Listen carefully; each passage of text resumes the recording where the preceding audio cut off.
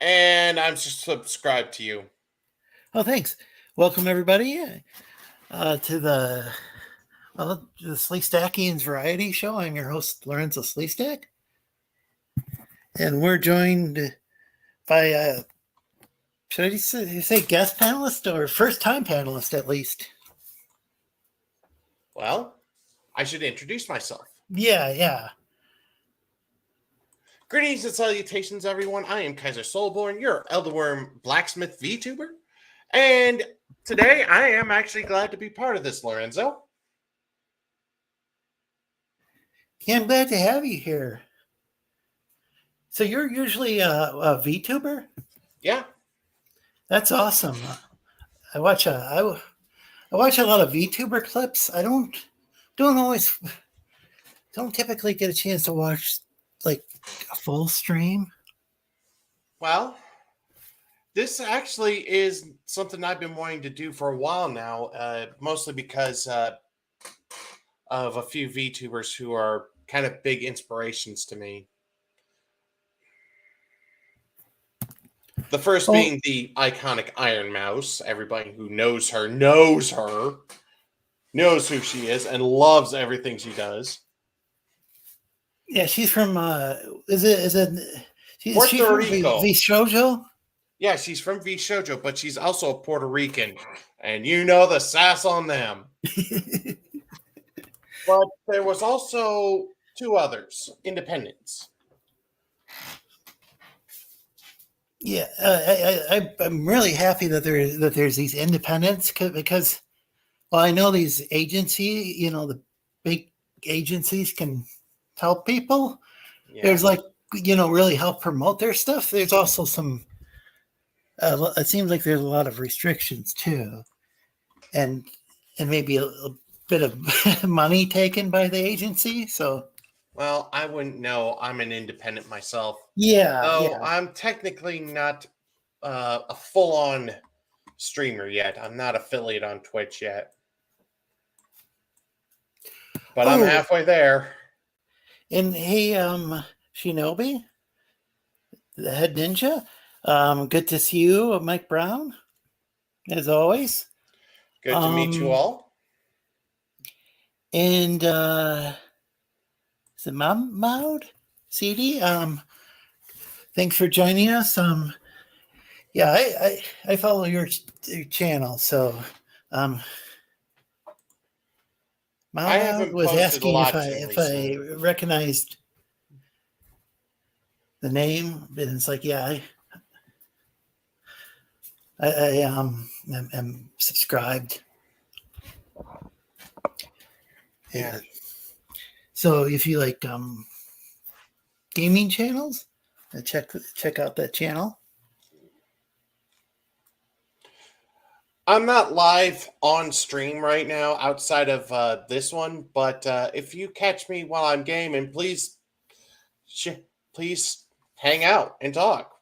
We're always open in the Forge. If you type something in the chat, I can just make you a mod.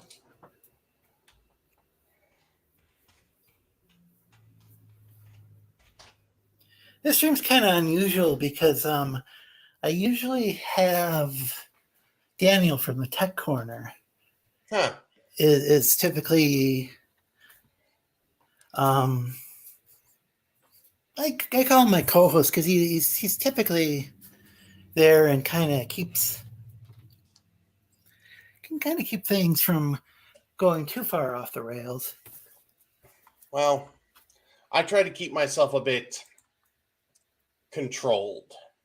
Yeah, I'm not worried about you. I'm just saying, if But then again, this is my first time actually streaming live on YouTube. Oh, really? Well, congratulations. Yeah, I don't usually do this.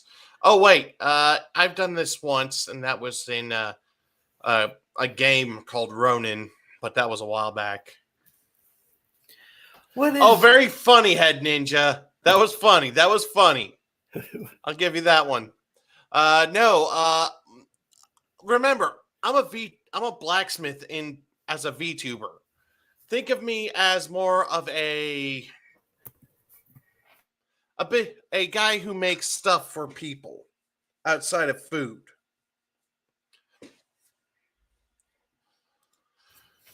Wait, did you say you're blacksmith for VTubers? No, I'm a VTuber blacksmith. Oh, okay, I see. I thought maybe like That sounded a little weird too. yeah. I thought Basically, if you what were I should say is my persona is that of a blacksmith. okay, so you're not like making VTuber models, like Nope, I suck at that. okay, I see, or rigging them, or because I thought you were saying that you were a blacksmith for who Yeah. and that you create VTuber models. That was so crazy. Yeah, But that was kind of I'm more of a I'm a blacksmith as a V2 in terms of my persona. oh that makes sense. I get that now. I'm sorry. I'd say more, but I don't think there really is a need.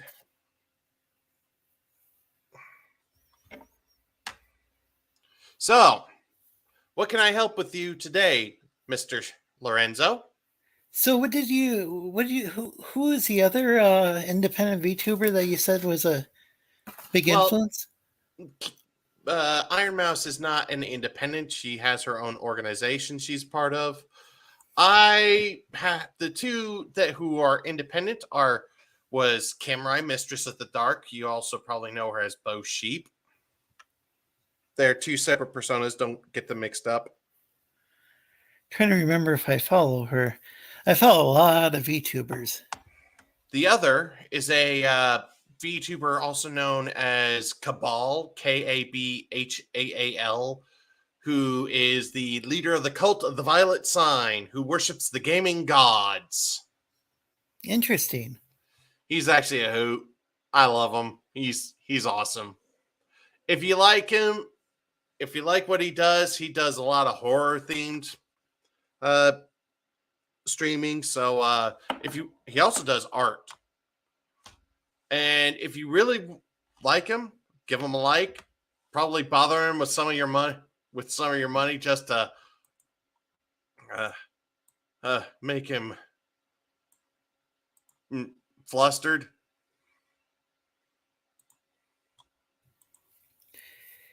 Yeah, there's just so many VTubers these days. One guy I watch, I can't understand a word he's saying because I Thank you. totally flunked Japanese in college. But there's this guy, I think his name's Lack, Lack, and he's a coffee cup.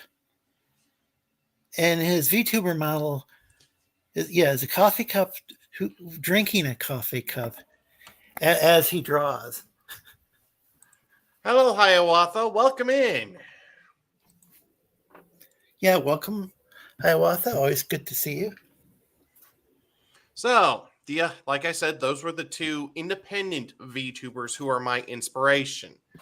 I will have nothing but respect for all three of them. And if I actually get money, I will always make sure to pay it forward to them.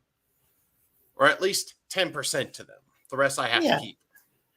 It's like a tithe or something, like a tithe offering. Yeah. I owe them at least that much. They have been the reason for my move forward on this. And to be fair, it's been almost 10 months since I started. It'll be 10 months next month. Start of the month. Oh, congratulations. That's awesome. So, anyway, enough about me. Well, I was just wondering, you need any, do you use that, some sort of special software, or do you use Live 2D or something? VC Face, and my model was made using Vroid. Hello, Geass. Welcome in. Hello.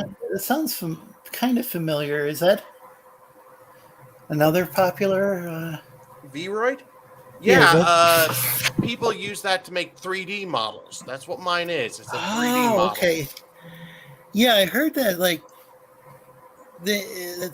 heard that 3D might actually be a better way to go than 2D for a lot of people. I guess it depends on their personal choice. And Well, it's more like some of us don't have the money for yeah, I didn't want to mention that either, but yeah, model makers. the funny It's thing is, expensive, but it's worth it, I'm sure. and I I've mean, heard that. Oh, go ahead. I'm sure the money is well spent getting getting it done, but I honestly don't have that kind of scratch. If I did, I'd get a proper live 2D model, both of The my draconian form. funny thing is, like with some of the bigger, like the big VTuber agencies, it's like the opposite way, where they start off with a 2D model, Yeah. which I think is like often quite like beautiful looking, and then they go then for them to be able to do like, say, like if they like sing and dance and whatever, then they it's a really big deal when they get the 3D model. But maybe I don't know. I'm not quite sure if maybe their 3D models are like really expensive, or what the deal is when. Well, most major corporations like Cover Corp and Color Corp usually give their aspiring talent money to actually get their own models through trained professionals. I honestly don't understand that, but I'm not part of an NDA, so. Oh, that looks nice. Yeah, this is my new Pathfinder character. Oh, go ahead. Sorry. This is Codex, my new Pathfinder character. Nice. Very nice. So did Daniel from the Tech Corner design that? Yes. If I had that level of skill, I wouldn't need to use 3D. Good to see you, Shadowhawk Talks, as always. Welcome, Shadowhawk. I put the link in the chat for anybody to want. This is a call-in show today. Well, at the same time, I should probably tell you guys I'm on Twitch. Look me up under ForgeLord _ Kaiser _ Soulborn, SOLBORN. Oh, I did make you a mod. What? I made you a mod. Yeah. So if you want to put that in the chat, go ahead. Sorry to interrupt. It's okay. I was done. And go ahead, Geass. I forgot what I was going to say. Oh, I'm really sorry. I was asking. You were explaining your character, and I interrupted really to ask if it was Daniel's artwork. Yes. Daniel had a impromptu stream on Picardo on Monday, and I decided to hastily get some reference pictures together to have him draw my new Pathfinder character, Codex.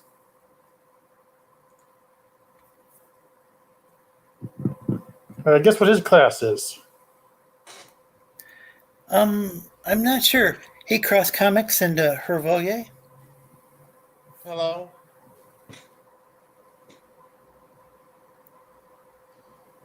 So yeah, Shinobi says it looks nice. Oh, go ahead. I may drop off here in about 30 to 40 minutes because I'm part of Zentrea's movie streams on during this particular week. And by the way, this is Kaiser's channel. Check it out, folks. I don't really have much in terms of, how do I say it, video posts on YouTube because I don't usually do YouTube videos. But when I do, please enjoy it for all I can do. But today's been a big day for me. Yeah. Well, thanks for joining us, and thanks everybody who's in the chat. The chat's really the backbone of the channel, but obviously we need to have panelists, or else it's because I usually don't I used to sometimes play like Mac games on stream, but like old school from before the PC like took off. Hello, As far as Jackie. gaming, the Mac was like used to be like a real big platform for gaming. Like yeah, and it was also like popular amongst like graphic designers and musicians. It So, still is. So I used to play. So I've played like old school Mac games on stream before, but other than that, I typically host a talk show, which really wouldn't really work out yeah, if I was just by myself. I understand that. I mean, I'm getting more and more used to being a live streamer in the first place. Though I shouldn't really call myself a live streamer. I should call myself a VTuber officially, because hello LDP. Welcome Yeah. in. Hey LDP, and welcome Jackie. I'll give you both wrenches if you don't already have them. They both do. Well, thanks thanks for letting me know. So, Geass, you were talking about your character. Is it this character, the same character? Yes, this is Codex, my Pathfinder character. And what? No, I'm not very familiar. I'm not very familiar with Pathfinder. Are you familiar with D&D at all? Ooh, looks like Yeah, an I am too. automaton. I've played a few games, but I'm not an expert. Do they use the same? Is that Wizards of the Coast Pathfinder, or is Different that a company. separate company that uses the D20? Wizards of the Coast, I believe, is D&D. Yeah, but Paizo does is it use Pathfinder. is Pathfinder like something? Do the I know there's some companies that use the D20 system, but aren't Wizards of the Coast. Paizo is one of those. Yeah, so is fact- Pathfinder actually part of Dungeons and Dragons, or is it like No. No, different it's company? completely different. Okay, Well, not completely different, but it's like competition, basically. Separate but better in many ways to current. But does do you know if it uses the D20 system? I don't even know what that is. The D20 system uses all the dice from smallest to largest, D4 to D20. Yeah, I just was wondering if it or what is it called? The open is it the open license? And I know there was some controversy recently that we discussed in the Open gaming license. open gaming license. Yeah, That would have nothing to do with Pathfinder unless they do that independently. Okay. Yeah. So what character class is that? Because I'm not familiar at all with the character classes in Pathfinder. Well, there's a few different there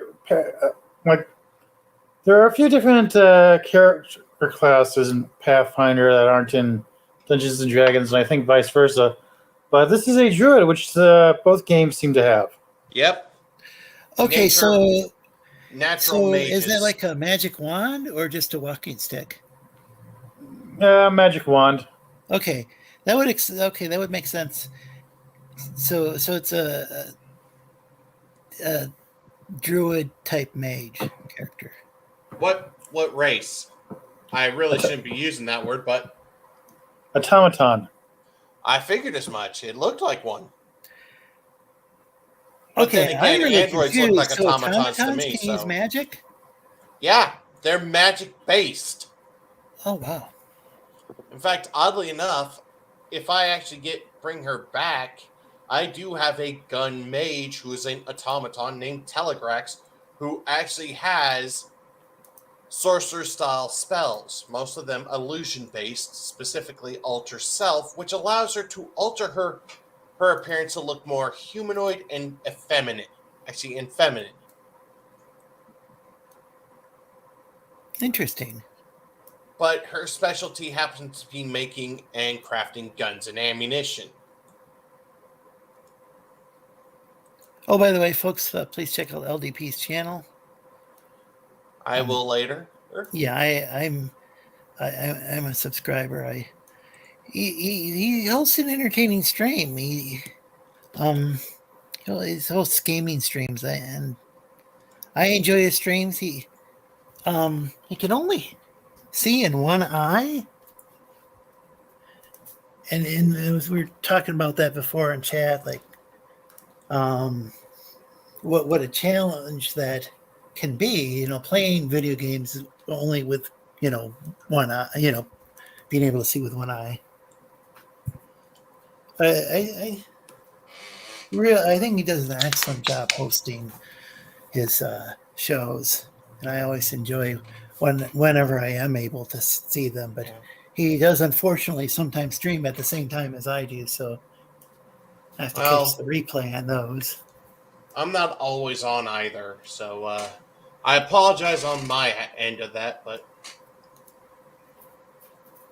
well, that's fine. Nobody's going to always be on. Yeah. So Shinobi says that looks like a Kamen Rider costume. Yeah, I know what she's talking about. I get the feeling that he's going to henshin pose. Or do a secret kata, as they said in that 2010 post 2003 Teenage Mutant Ninja Turtles series. Oh, I appreciate that, Jackie. I'm not sure if YouTube likes the word connect, but I don't know. I appreciate your doing that though, because a lot of people are there's a lot of good. That's actually one of the big things about this show. I'm not gonna say I can get people as many follows as James Skype does or anything like that, but we're definitely not going to get as many either of us are going to get as many followers as Mr. Beast. Oh yeah, but I'm saying that like this channel. I'm just saying that this channel doesn't have as many subscribers as like say some of the other channels that like encourage people to check out each other's channels and whatnot. But to be honest, I actually remember the heyday of YouTube before they went corporate. Oh yeah, I've been around since then. It was way cooler back then. Like people would make their own. Like they would just make their own music video. Like if they liked a song, they'd go and act out the music video. And then like a bunch of big companies came along and like just started copyright striking a bunch of channels out of existence. It was too bad because there's so much more creative. This used to be a more awesome place where you could watch funny cat videos. Oh yeah, lots and lots of cat videos. Hey, Mid-Tier Guard, welcome.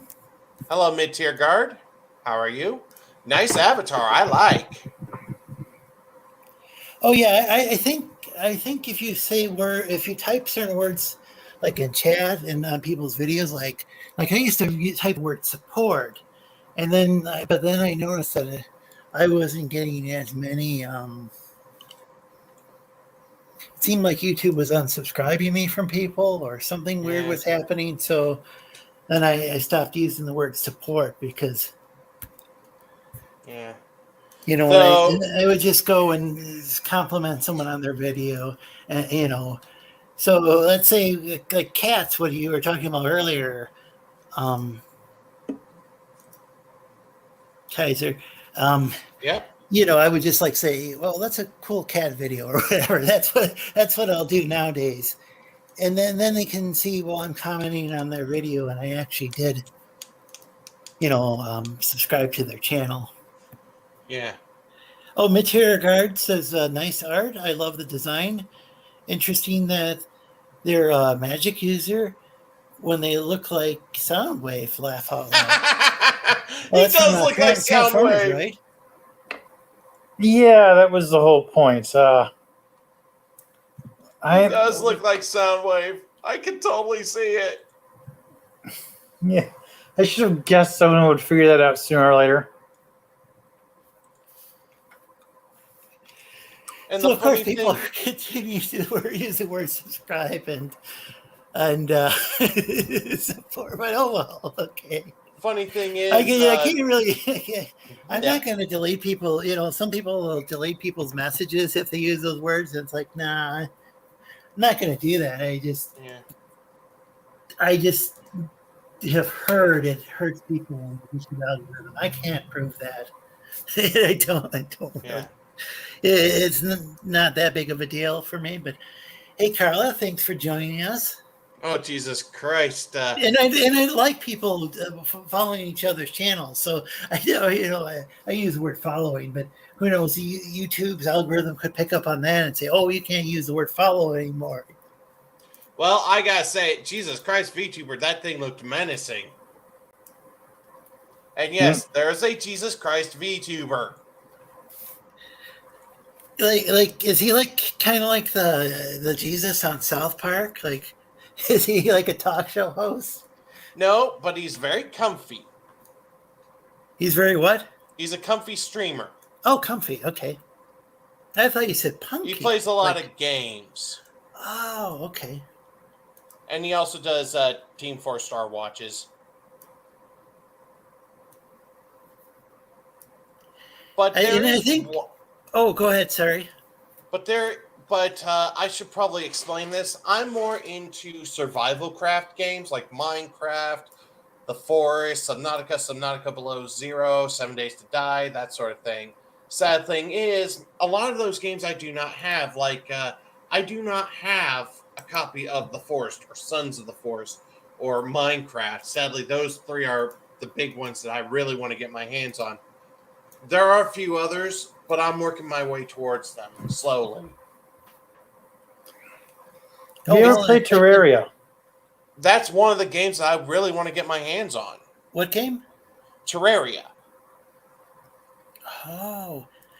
But I want to start by getting The Forest first, because, by God, that game looks awesome. Oh, hey, Tim and Full Custom Hot Dog. Great to see you guys. By the way, the StreamYard links in the chat if anybody wants to join. Well, yeah, there are some people like banned from this channel, but nobody I see in chat. You know.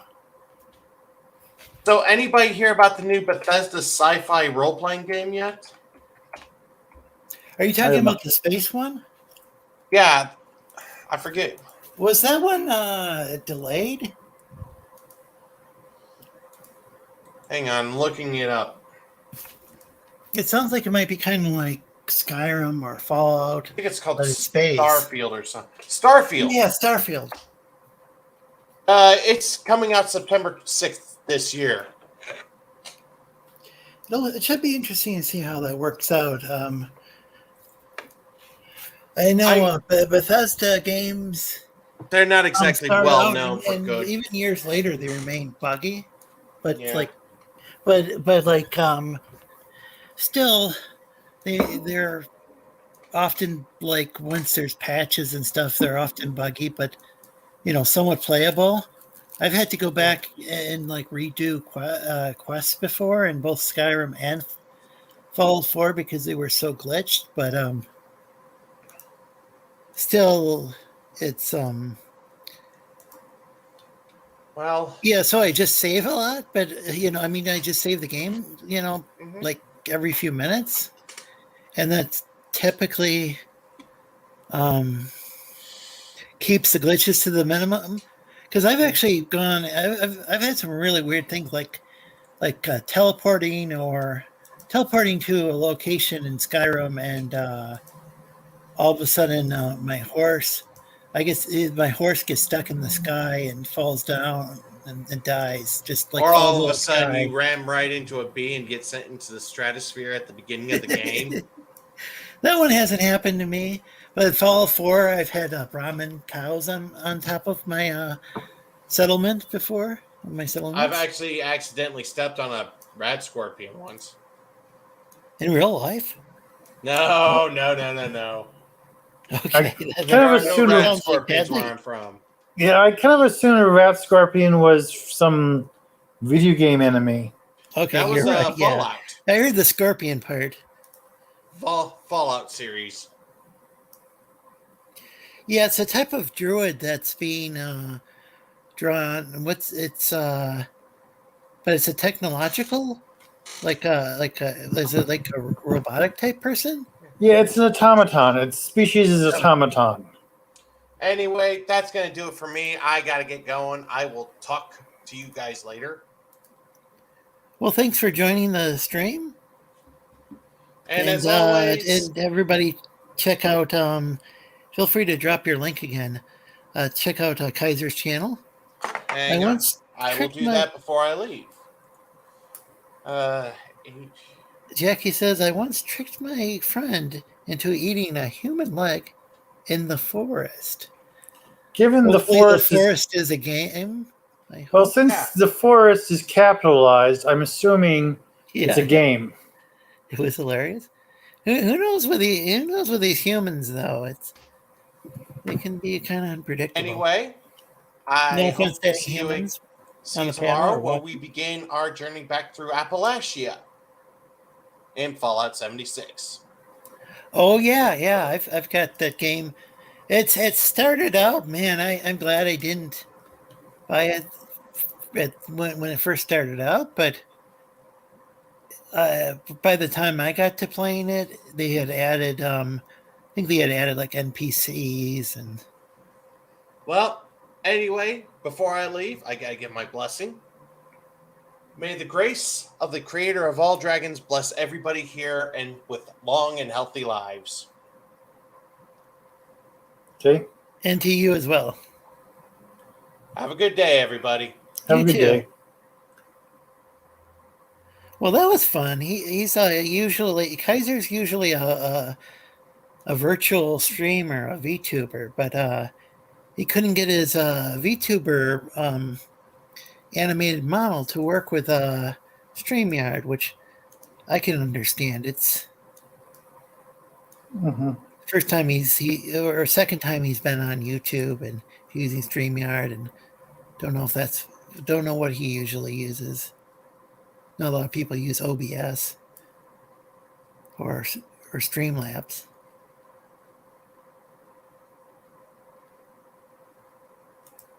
Timbergini says he's banned from everything else except for this.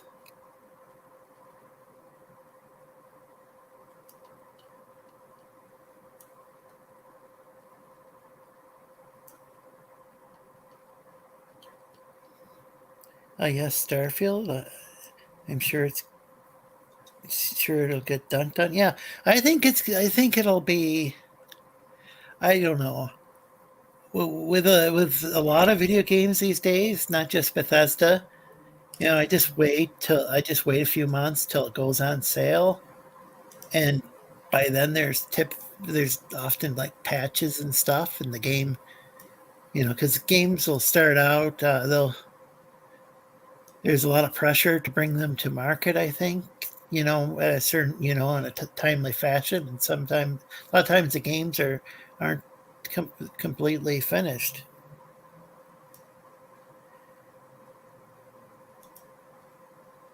Yeah, it is kind of annoying that they rely on patches so much these days.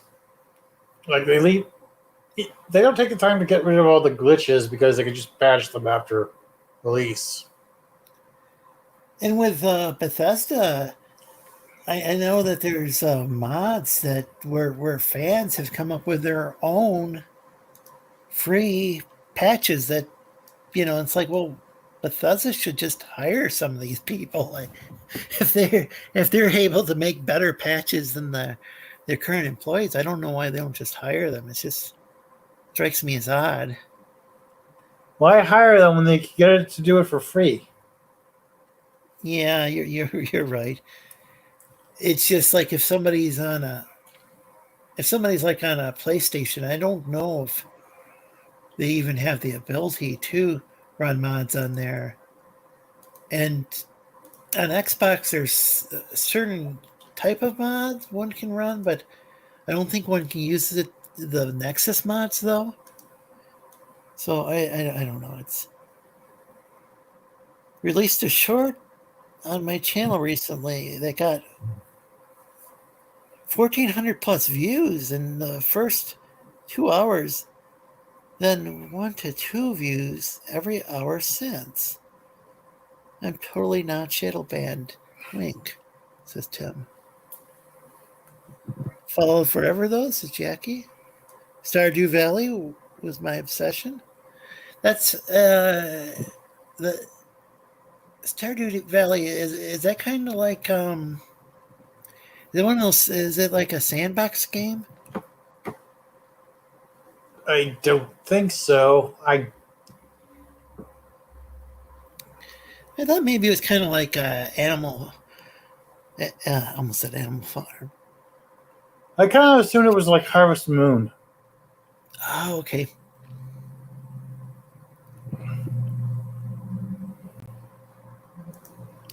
My mind's not working too well tonight. Animal Crossing. I thought maybe it was like it'll be glitchy, but everyone will be okay with it. Yeah, I think that's typically how things are with Bethesda. Stardew Valley is Gouda. And welcome, Karume. Always good to see you.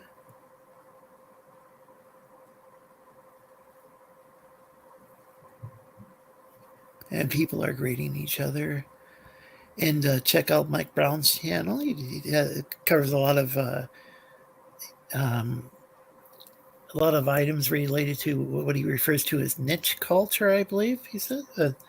Yeah, niche news.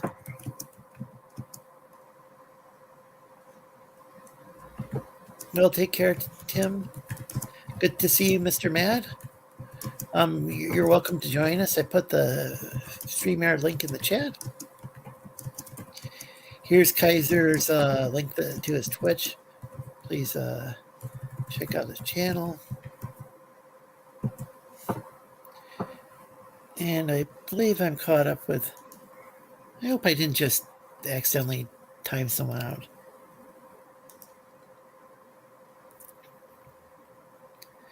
So Tech drew that, and you're doing the coloring, or you're doing the shading, right? Yeah, I did the flats Tuesday and Wednesday. Well, Wednesday was mostly me doing a little prep work for this, finding all the little nooks and crannies I missed before, as well as creating my filler layer, which, if you don't remember what it is what I call this thing.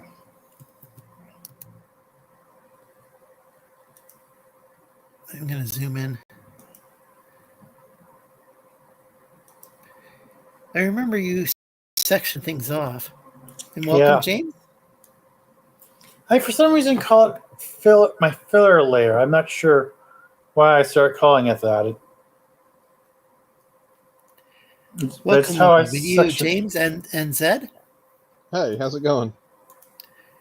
Doing well. How you doing? Yeah, pretty good, thanks. Joining us from New Zealand.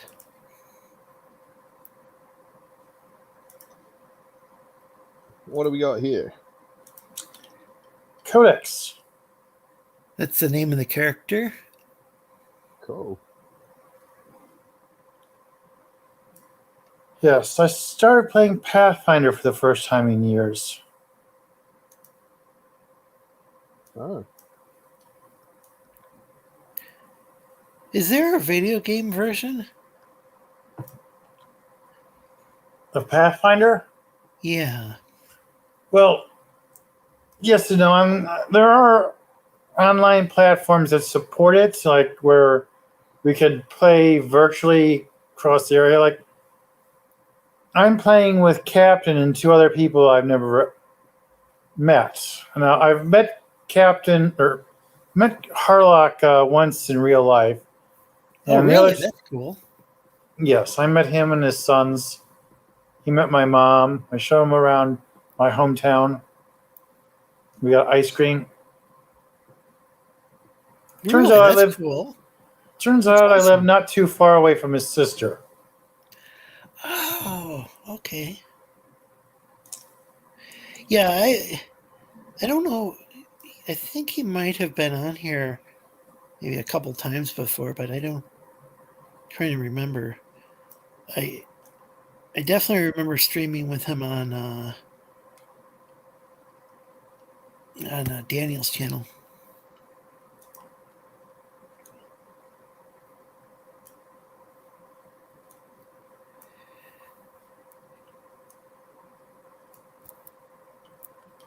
So Codex, isn't that like, I think of Codex as being kind of like an old school, like early version of a book? I think something like that. I don't know the exact definition of the word offhand, but I based them off of Soundwave, so kind of. Oh, so you did base it off. Okay. I noticed that in the comments that people were saying, well, this does look kind of like Soundwave. Well, Soundwave was my favorite G1 Transformer. I really liked his ability to deploy smaller cons from his chest. I decided not to flavor it for his chest to open like that, but I did give him the ability to. He's got a bat familiar, for example. Daniel did not have time to draw the bat Monday. Yeah, I know he's busy with something, but Well, he did pictures for two other people that night. okay, and he I know he's preoccupied tonight, so Oh, so he's not showing up at all? I don't think so. I don't know. He just said I think he said he couldn't make it. Ah, too bad.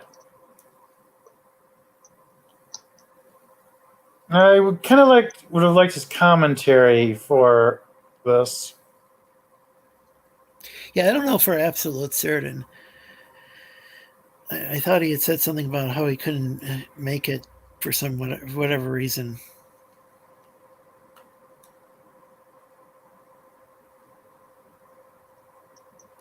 So,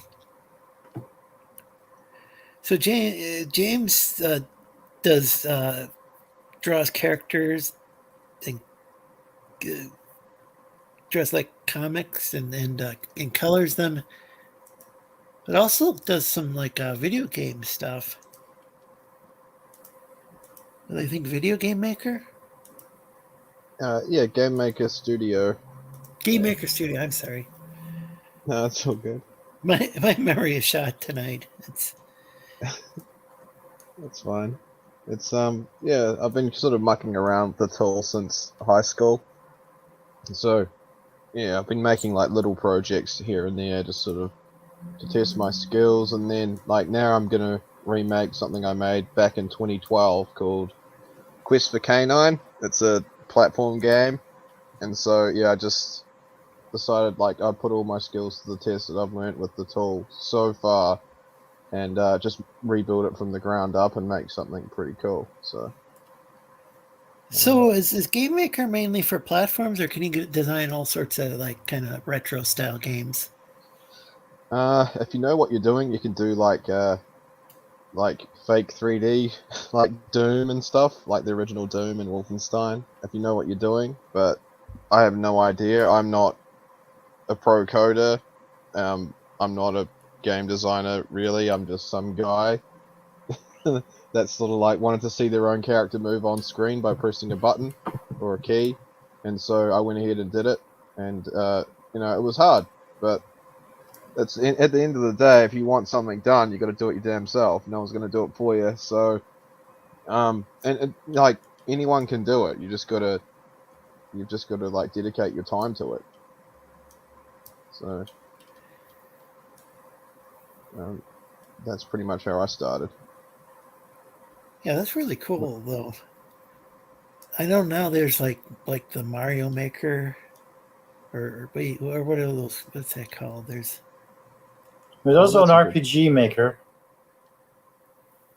Oh yeah, RPG Maker. Yeah, a lot of people use that still. Yeah. Yeah, it's cool that there's all this software. I've heard even like with there's even like Unreal Engine. So I mean, like it's not like people like back in the day, and some people still do this, but like back in the day, people had to like program in machine language, Yeah. you know. And then there were some people like they program in BASIC or all sorts of, like there's of course like C and like Yeah. Pastel and stuff. That was annoying. Was when I had a program a website that had the website was like made in like the early days of the internet, and I kind of inherited it.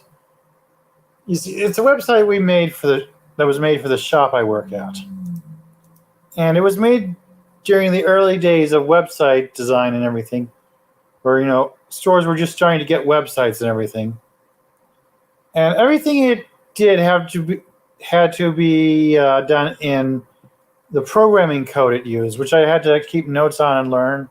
Whenever I wanted to change anything, I couldn't just select a text box or something and change it. I had to open up the source code and start putting in text in there. And there was, of course, special codes I needed if I wanted it center or bold or something, or the lines a certain way. That was annoying to deal with.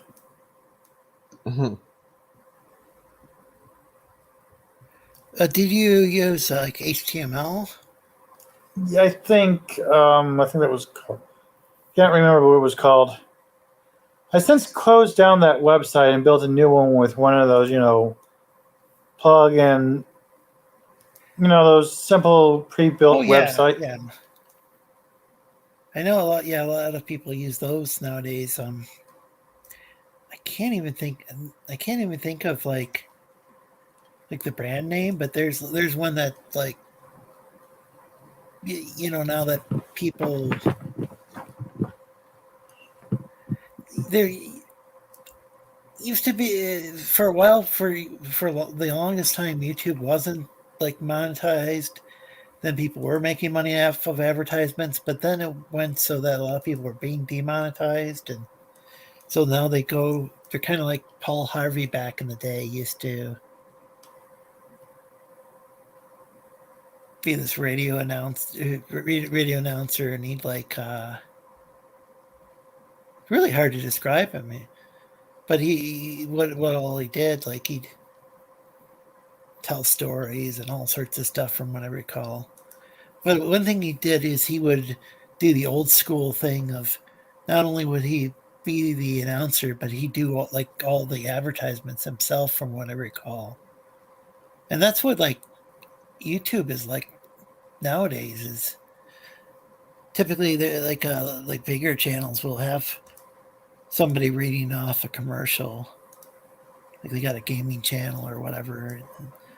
They'll kind of show a product and then go on to whatever the video is about. Oh, welcome, DJ. Currently watching the new Picard episode, but just wanted to say hi and learn. Hi, Lorenzo and friends. Well, thank you, DJRonnieG. Nice robot and/or futuristic helmet. He's an automaton. Yeah, yes. Look. This is. I think this is something you might end up repeating a few times.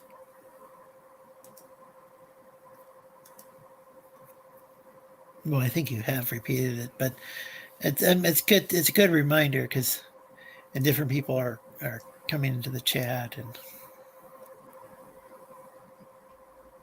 Yeah, I kind of wanted to give him a mono visor like this. Though I think Daniel kind of got away from that. I should have described it as a Zaku's cycloptic eye that moves side to side.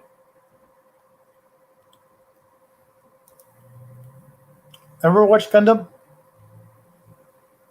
Watch what? Gundam. Mobile Gundam? Suit Gundam. No, I haven't really. I don't know. I seen a lot of fan art. Yeah. But like, even like that car kit had that kind of thing that I don't know if it was an eye or like a Knight Rider. And the little, I think it was an eye that would go back and forth. Someone like that was in the front. Knight Rider, old school. Yeah, I know they did like a reboot or like a Knight Rider or sequel, like Knight Rider 2000, but I don't think they really took off. Jackie said that looks awesome. Game Maker is P good. They're probably pretty good. Good job, says Full Custom Hot Dog. There's some text games too. I think that might be the RPG Maker. Currently, okay, I read that. I read that as well. Oh, and I love a good automaton. Says DJRonnieG. Well, thanks for stopping by. Appreciate that. And commenting in chat. Oh, and if people like what they're seeing, please like and share. It really helps us out. They've done a few different versions of Knight Rider after the original. I was not familiar with that across comics. I remember it seems like there were a couple of designs for Kit even on the original show, like maybe Kit was upgraded partway in the series, but I could be remembering incorrectly. Seemed like maybe the design of the car looked a little different. Though I think they kept the same voice actor. Well, I did. Oh, speaking of which, I believe the voice actor has died a few years ago for a Kit. Well, that's sad. Yeah, he Peace. played Mr. Feeney on Boy Meets World. He was a fun character. He was originally Corey's teacher, and then they, Oh yeah, and what Boy Meets World, yeah. Yeah. I used to watch that show. And they were kids. It's a live action show. They grow older, so. I don't think I watched when they went off. They went off to college, right? Yes. Yeah, I didn't. For some reason, I don't know. When some other shows I watched, like Fresh Prince of Bel-Air, I continued to watch when they went off to college. Even when Michael J. Fox went off to college, I continued watching Family Ties. What was his character? Alex Keaton. But I stopped watching Boy Meets World when I went off to college for some reason. Wasn't like everybody. Was everybody in his college? Like not everybody's college, but was he still hanging out with the same people, the same exact people as in high school? Well, to be honest, his circle of friends, I remember being his best friend Hunter, or Sean. Yeah, his best friend Sean, and Topanga, however you want to describe their relationship. Once when they were, Topanga was the girl that hung around with them, and eventually married Corey. And of course, in the early seasons, they weren't. I don't recall them ever dating in the early seasons, but eventually turned into that.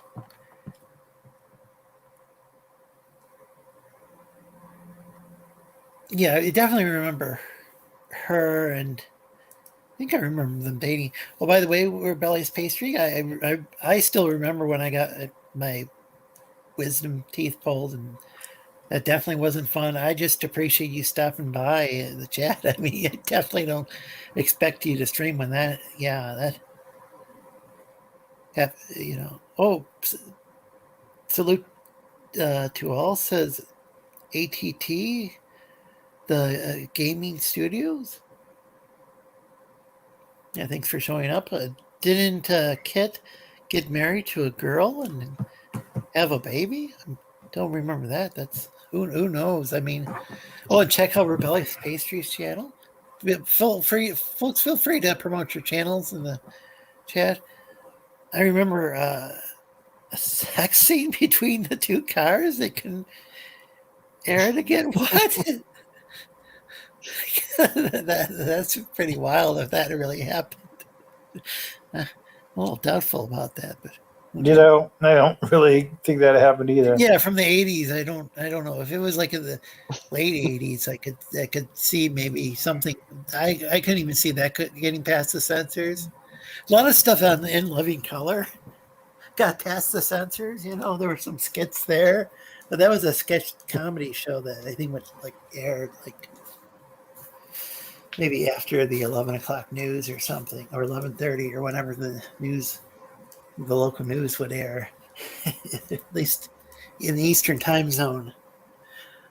But there were some skits that aired like one time, and then the network censor figured out what the folks were talking about, what the slang was, and it's like, oh no, we're not going to re-air that.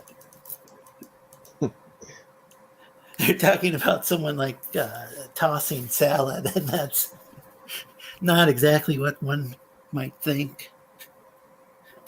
And that's all I'm going to say on that topic.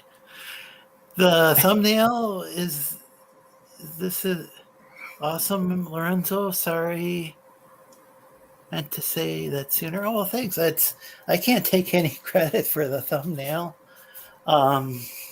It's I'm from the land of the lost. You know, like I'm an original character, I guess one could say.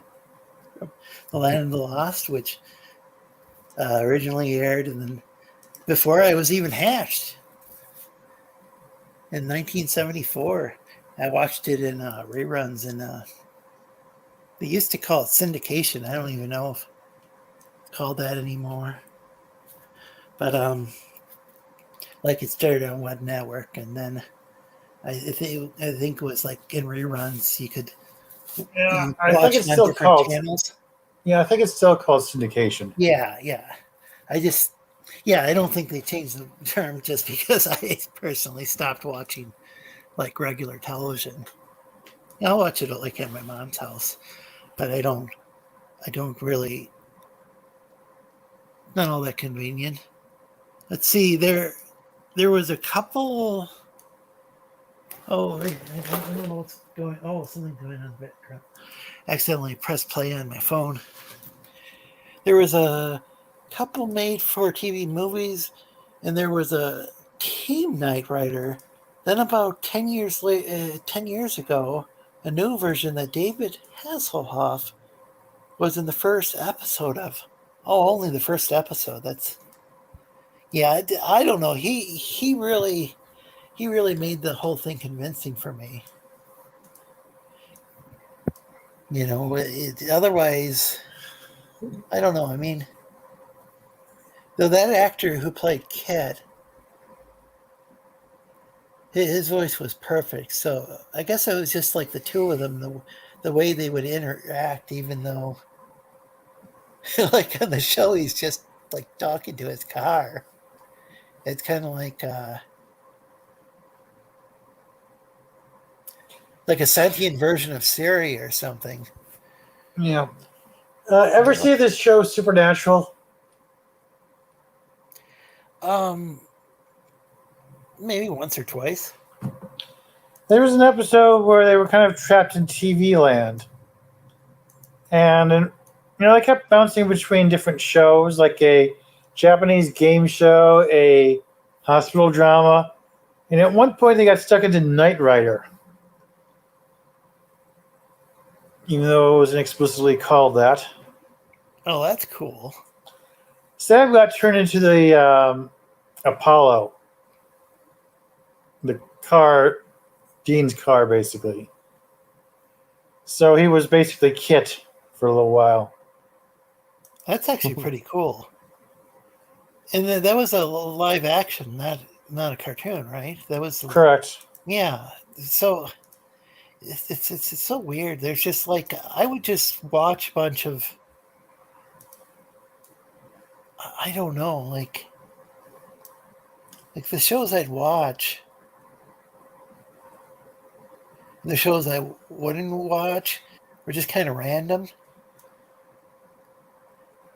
It's like I don't know if it's not like well, back in the day, might have been that I just didn't. It can be kind of it was like before, like the kind of like nerd and geek culture became kind of trendy. It was kind of like when I was growing up, it was frowned upon to talk about certain stuff. Not like Knight Rider, that was mainstream. But like, I don't remember talking about Star Trek to anybody at school. And there were some people there were like a couple people in real life who like talked to Star Trek about, about Star Trek too, like that. Well, over time, there's been more and more people that I talk to people about like science fiction or fantasy, but back in the day, it wasn't really something I'd really talk to people much about. If that makes any sense. So like nobody really like recommended Supernatural to me, but like in retrospect, it would probably be a show that I would have enjoyed. Yeah, I fell behind on it at one point and didn't get back into it. I've been meaning to watch the older episodes on Netflix. Like, I got into it a bit late, but I managed to more or less catch up with it. Yeah, there's a lot of shows that I got into late. Like, I didn't watch Enterprise when it originally aired. I only watched that. I watched that online, where I could watch the episodes back to back. And now I did watch some of Futurama when it first aired, but I didn't catch the whole series till it was online. Caught a lot of King of the Hill when it first aired. Rewatched that on Hulu a few months ago.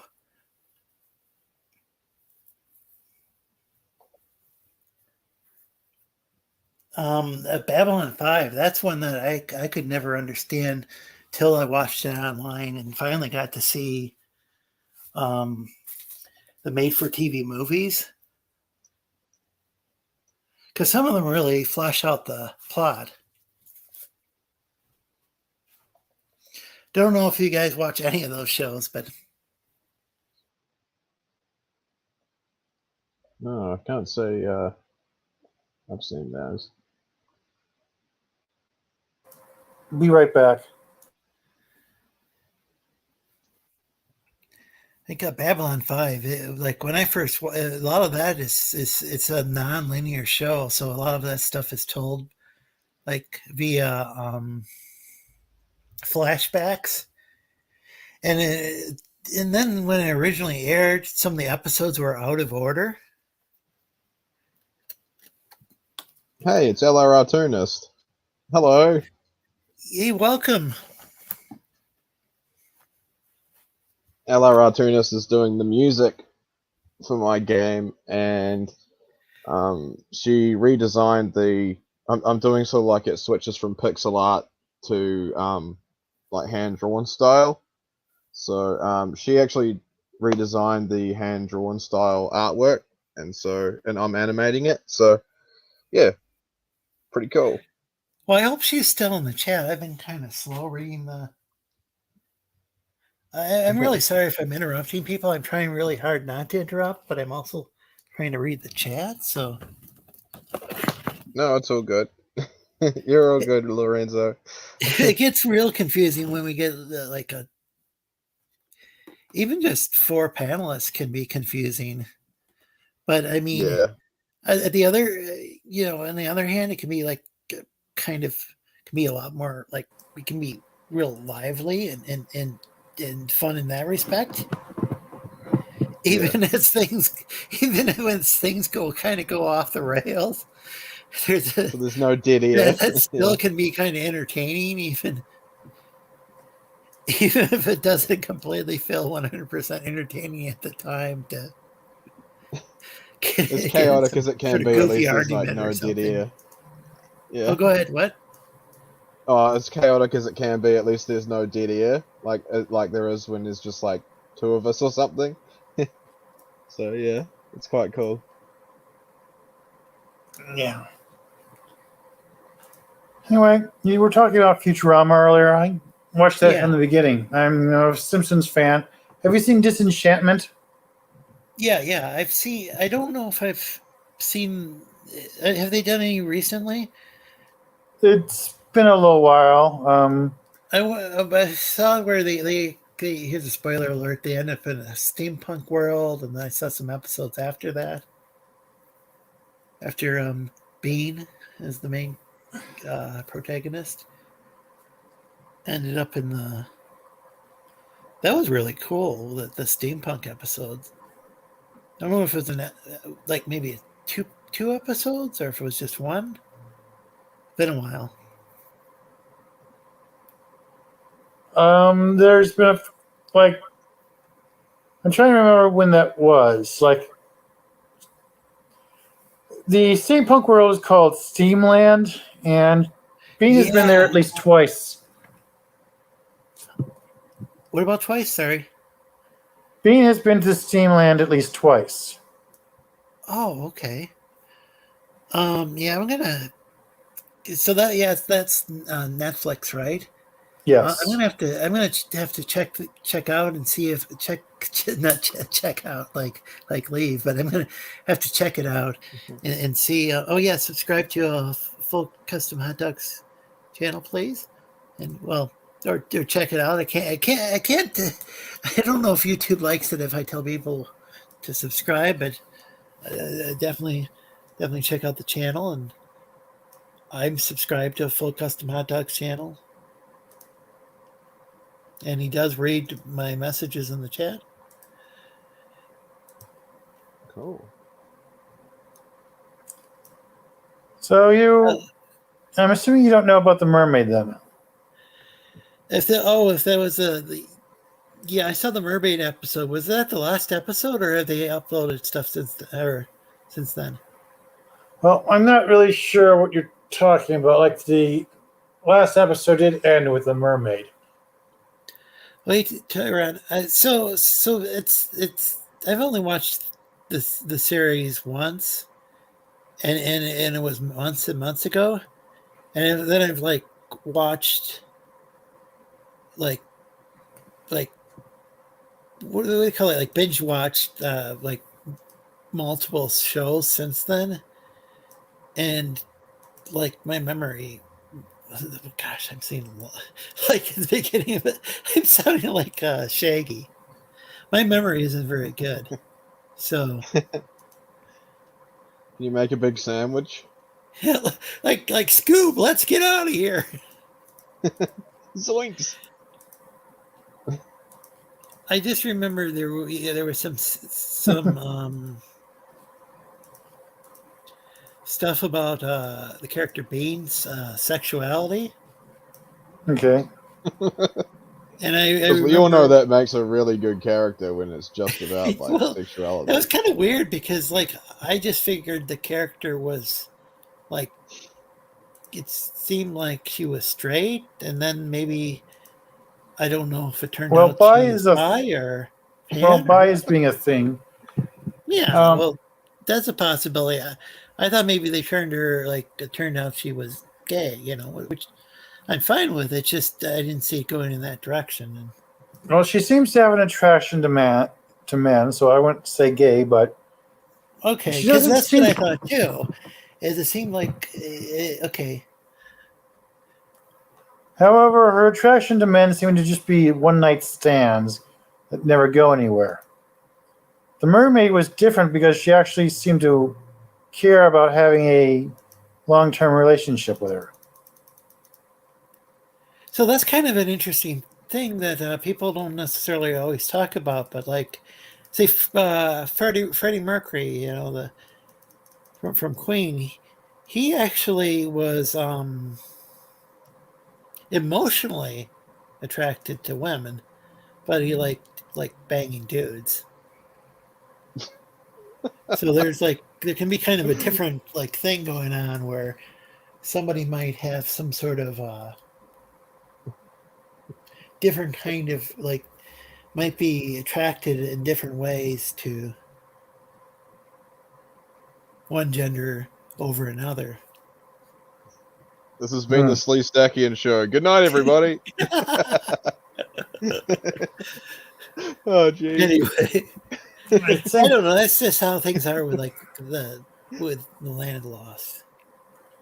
I think Daniel might have been a hero with these things on the side of Codex's face. This one comes out a bit, has this little cover sort of thing, but this one seems just flat.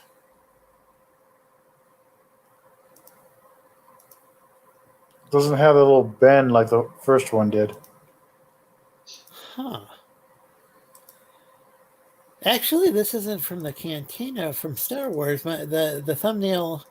Sorry, it's not even on the screen right now. But when people look at I don't even know if I'll have the same thumbnail in the video later on. But those who see the thumbnail, yeah, The it's thumbnail's actually from good. the Land of the Lost, but it was the science fiction show. Maybe Okay. roughly around the same, maybe a little earlier than the first Star Wars movie. Used a lot of stop action photography, stop action animation. Now, looking at it now, it does remind me a bit about the Cantina. Yeah, Like it, I'm glad that people are enjoying it because I have fun. I'm trying to find a place online where I can go and just legitimately watch that show. Like, if there's this like a streaming site that because their YouTube has some episodes, but they're kind of like the episodes are cropped and most of the screen is taken up with I don't know something else besides the actual show. And that's to I don't avoid the like watching it copyright that way, claims. huh? I think that's to avoid copyright claims. Yeah, exactly. So I'm trying to figure out a way. Let's see. I'm gonna see if I can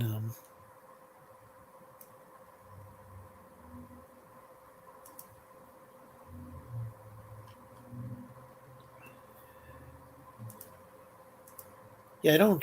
I think I might have. I think I might have cleared my. Yeah, I don't. Huh, I don't have that image right in front of me. I could. Let me see. Oh, I know what I can do. I can. I'll find a way of pulling up that thumbnail somehow.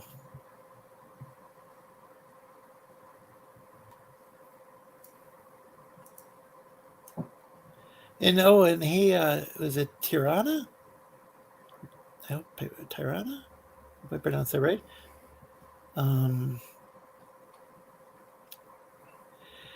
No, I thought I enjoyed the thumbnail myself. That's why I used it. People are.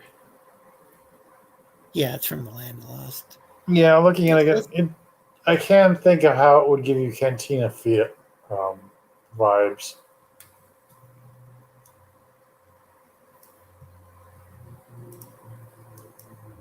I remember when Kit cheated on his car wife with a girl car. I don't know if that really happened. That's reminding me of that. Was it called? Was it called Speed Buggy or that old cartoon? Hmm. There was a old cartoon with talking cars. I think there were a couple of them, maybe. Where were you when you first seen Knight Rider? Probably just at home, in my folks' place. Uh, Was watching it with my dad, probably, and when you were brother. just a youngin'? Yeah. Well, have a good night, Jackie. Thanks for stopping by. Good night, Jackie. Oh, not really. She's not really. Oh, but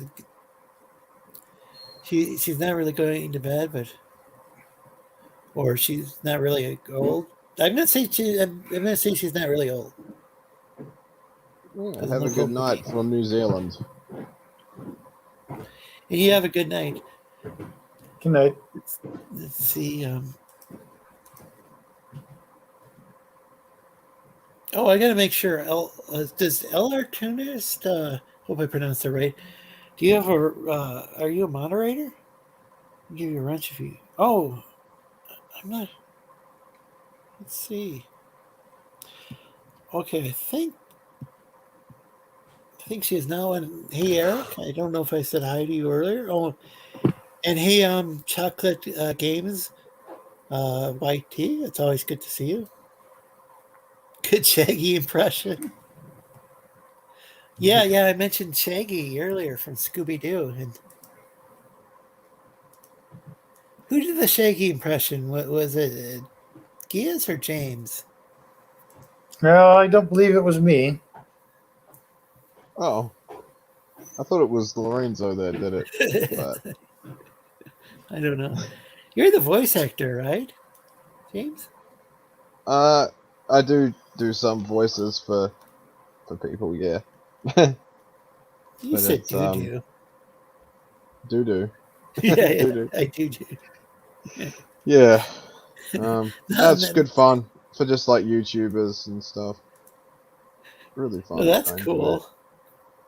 Well, welcome, Eric. Welcome to the Sleestak Empire, the nation of Sleestakistan, to be precise. And good to see you, Simple Jack, as always. But check out both of their channels; they're awesome. Um, Eric does a lot of draws a lot of public domain characters that he puts his own spin on. Jack does a lot of the Battlefield 2042 and some, even a few every once in a while do Fortnite streams it.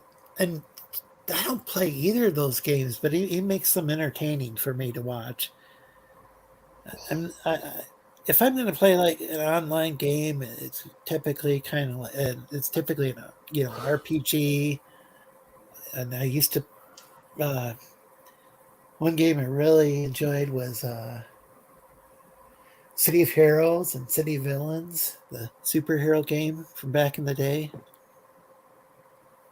Which one can not going to say you should go out and play it because I don't know the legal issues because it's a private server and the company NCSoft went and I think that was a company shut down the official server, but What you games have definitely you guys show been them a playing legal lately? copy of the game, from a legal standpoint if you want to be, you know, not, What but I'm, have to be kind of careful.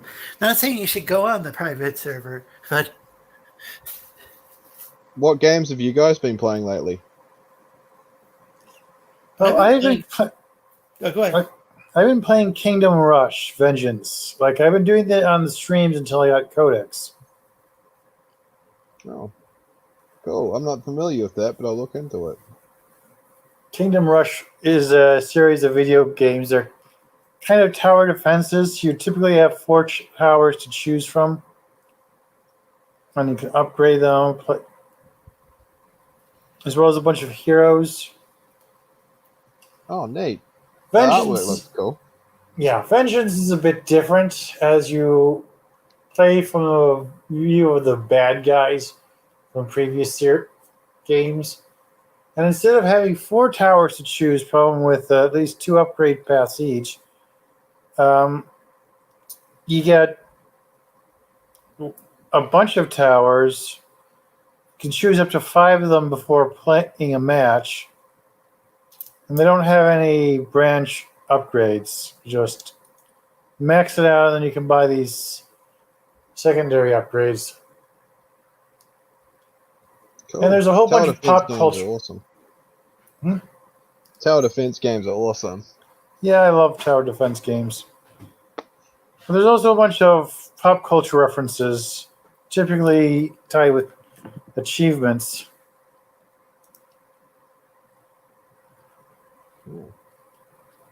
What about you, Lorenzo? What have you been playing? Oh, by the way, I want to tell everybody if you enjoy what you're watching, please like and share. It really does help.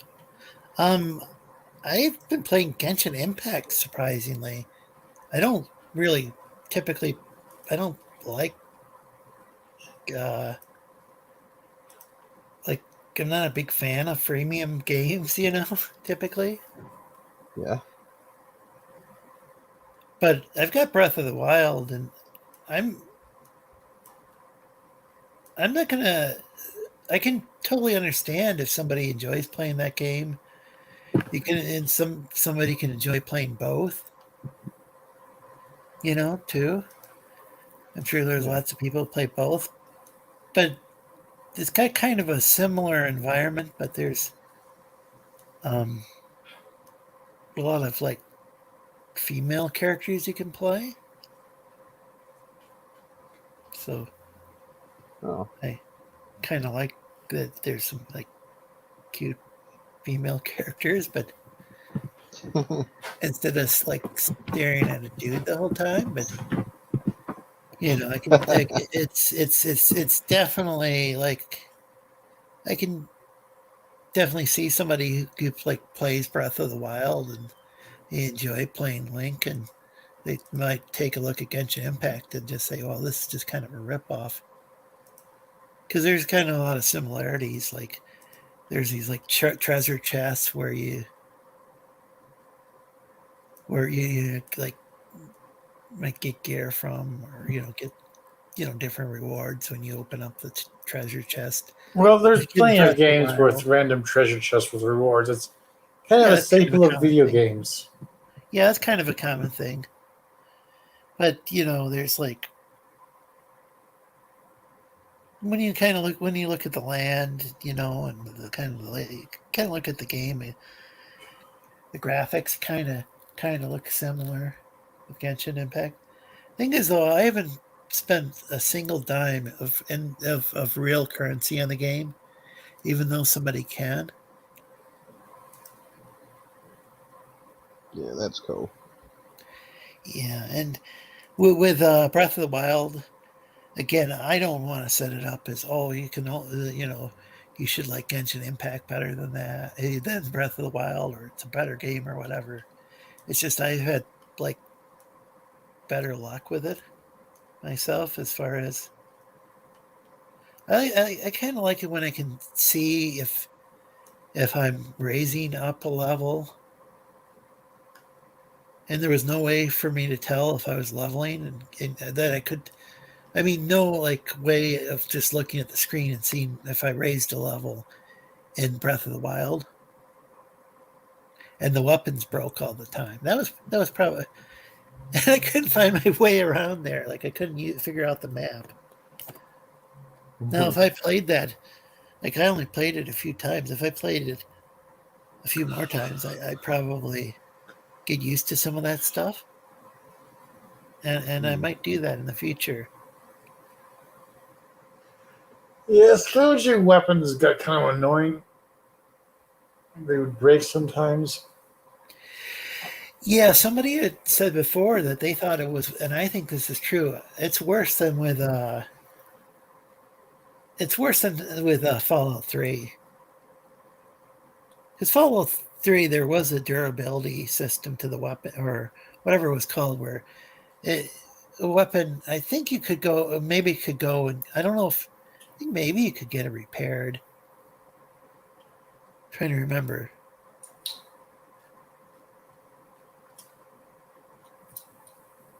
Yeah, I've never really been like fully into Zelda games. I don't know what it is. I've tried, like Lord knows I've tried. I own quite a few Zelda games, but I just haven't really got the attention span to sit down and play them right through. I'm more of a jump in, that sort of arcade game style kind of guy. But Yeah. Those I can old totally school see the games, appeal. like those like the 8-bit games, I can't. Yeah. I don't think I've ever finished an 8-bit game. Like those were like my hand-eye coordination isn't the best. Yeah.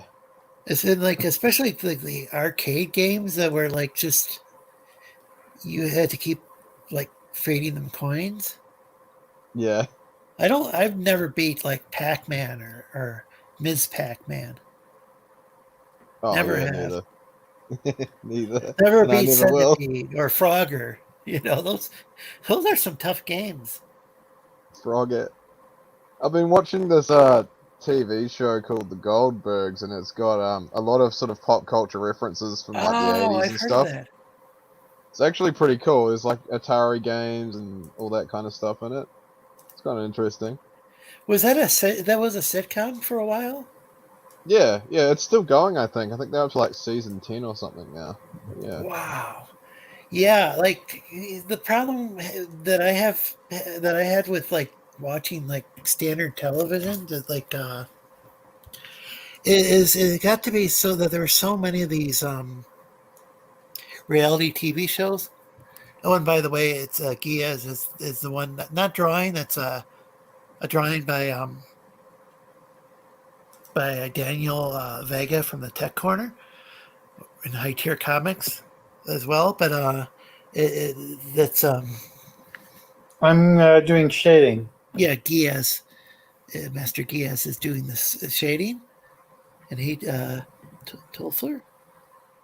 And I've got the link to the show in the chat if anybody wants to join the StreamYard link.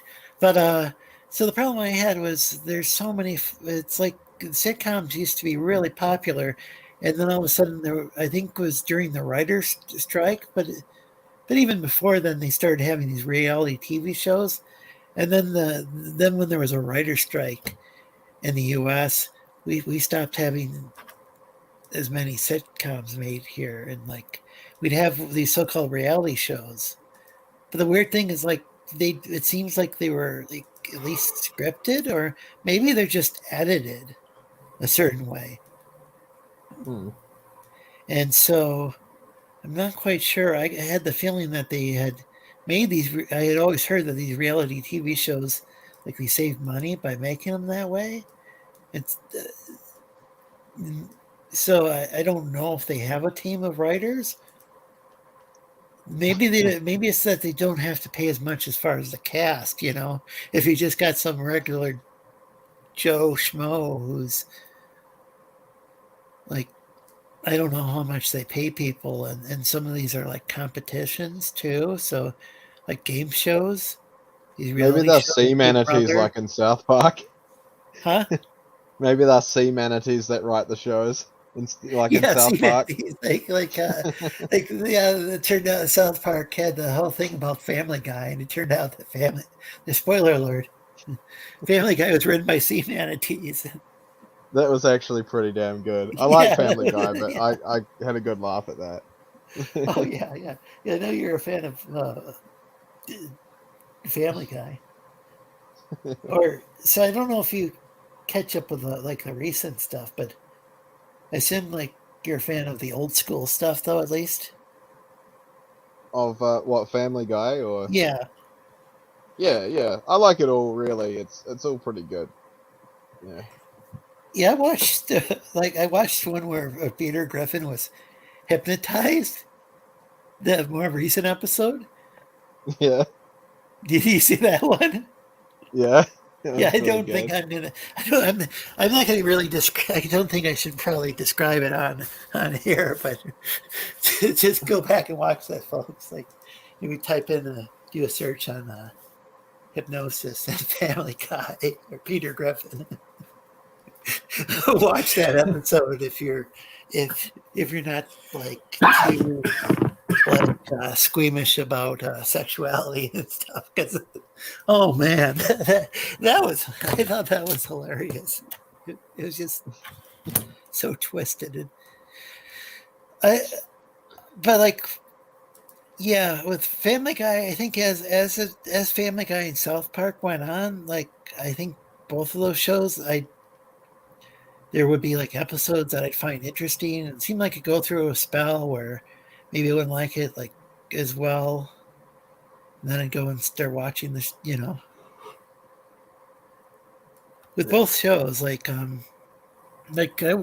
haven't watched a lot of the later episodes of Family Guy or South Park, but South Park will have like a spell or kind of like a time period where they might even have a whole series worth of, a whole season worth of episodes that I enjoy.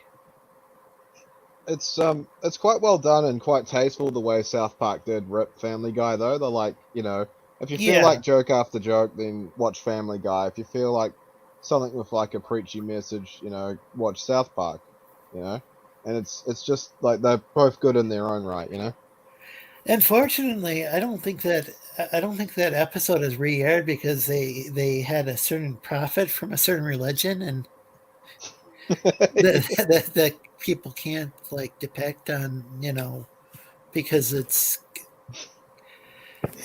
a, it's like with the Ten Commandments too, and like against graven images or whatever, I think. So They removed a couple of episodes from the DVD set as well, which sucks. Like the yeah, only way that to should actually never. get them I is don't think that should online. ever happen.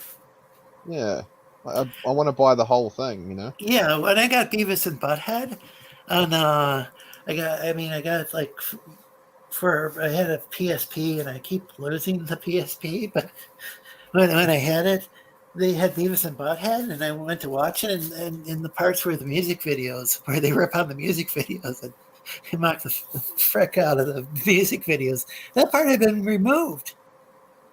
And that was like half the fun. That It was sucks. just them ripping on MTV, them being on MTV, poking fun at MTV. Then yeah, MTV just used to be a bunch of music videos and that, right? And I think Yeah, and that's how it started off. It's like they like have Madonna or like whomever, like back in the '80s, it would just be like whomever was popular at the time, like. I tuned in about when they got like Jackass and like Viva La Oh Bam wow. and stuff on, and I I'm like, see. oh, So yeah, that's a bit later. Yeah, I didn't have it for the longest time. Like it started off on channel 12. So back then that was considered like, in my city at least, it was considered basic television, was just channels 2 through 12. There wasn't even a 1 on the television back then. Instead of it, there was a U for UHF. So like, because the top, I think it would typically be the top dial. That'd be the channels 2 through 12, or maybe it was 2 through 13. And then there was anybody who's had an old television like that, please let me know which one it was. And then there was the UHF channels where the VHF VHF dial to channel U, and then suddenly there was like this other knob for the UHF channels, and that was like there were a bunch of those channels to choose from. This is if you were using an antenna, like if you had an antenna on the back of the television, or if you're like real lucky, you could have like an antenna on the top of your house and get a potentially even like we could get broadcasts from like Canada, the CBC off in Canada, here in like or in like Traverse City, Michigan, with northern Michigan, which is like we're a few hundred miles from Canada, but we still could get it here. that's pretty neat. The Canadian Broadcasting Corporation. Yes, the vast majority of reality TV shows were scripted and fake. So I don't know. So they probably didn't save any money on writers by having those shows, but maybe they saved money on the actors. Lorenzo, I think you will like Solar Opposites. Yeah. Anyone know about solar opposites? My dad likes that somewhat. LR Tunist recommended solar opposites. Oh, it's Apex Comic's birthday. Leave him a message after the stream if you get a chance. If you get the chance. Well, thanks. Tolfer. All right, or is it Tofler? Or did I? No, Tolfer. Okay, dyslexic. I really am dyslexic. Yeah. Yeah, there.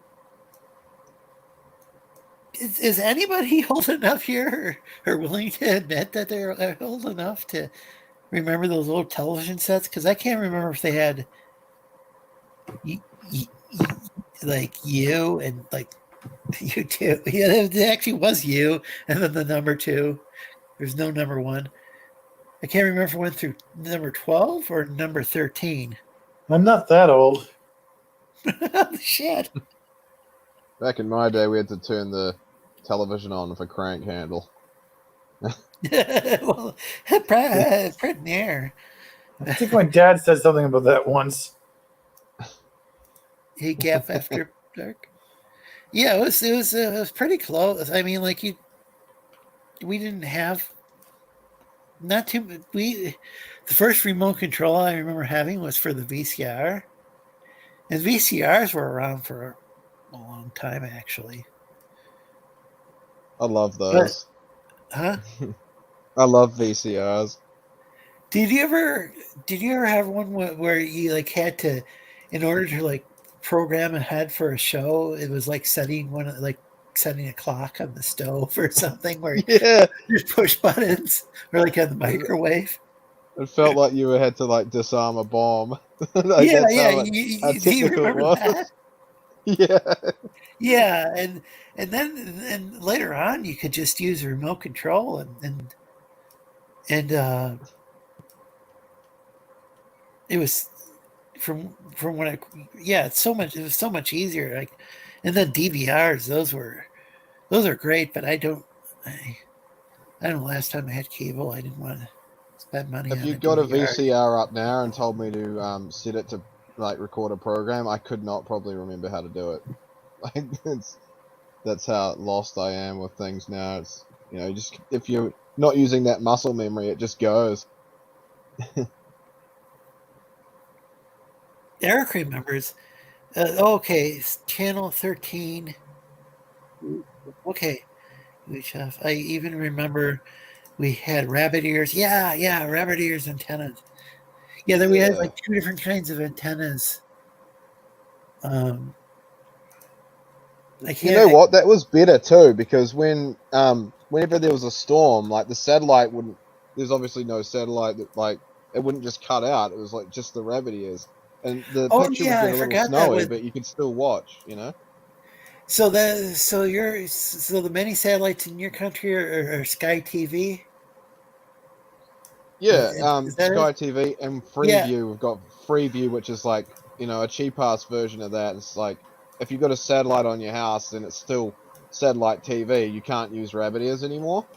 So it really sucks because if there's a storm like there is currently right now in New Zealand, that the TV keeps cutting out, and it's like with rabbit ears it would get a little snowy, but you could still watch TV. So I mean, this new technology sucks. Wait, did you say there's probably a storm? No, there is. There's literally a storm outside right now. I was just trying to check. It's like you are in New Zealand. You're not somewhere else, right? Yeah, no, I'm in New Zealand. Okay, so the thing is that like so here, so there. I think there's more. Or there might be more options, but are the mini satellites here? One can get like a big gigantic satellite too, but the mini satellite companies that I'm familiar with are the Dish Network and DirecTV. But then I think you can get some of that like through like maybe the telephone company like AT&T or something. You might be able to get one of the two. Oh. As well.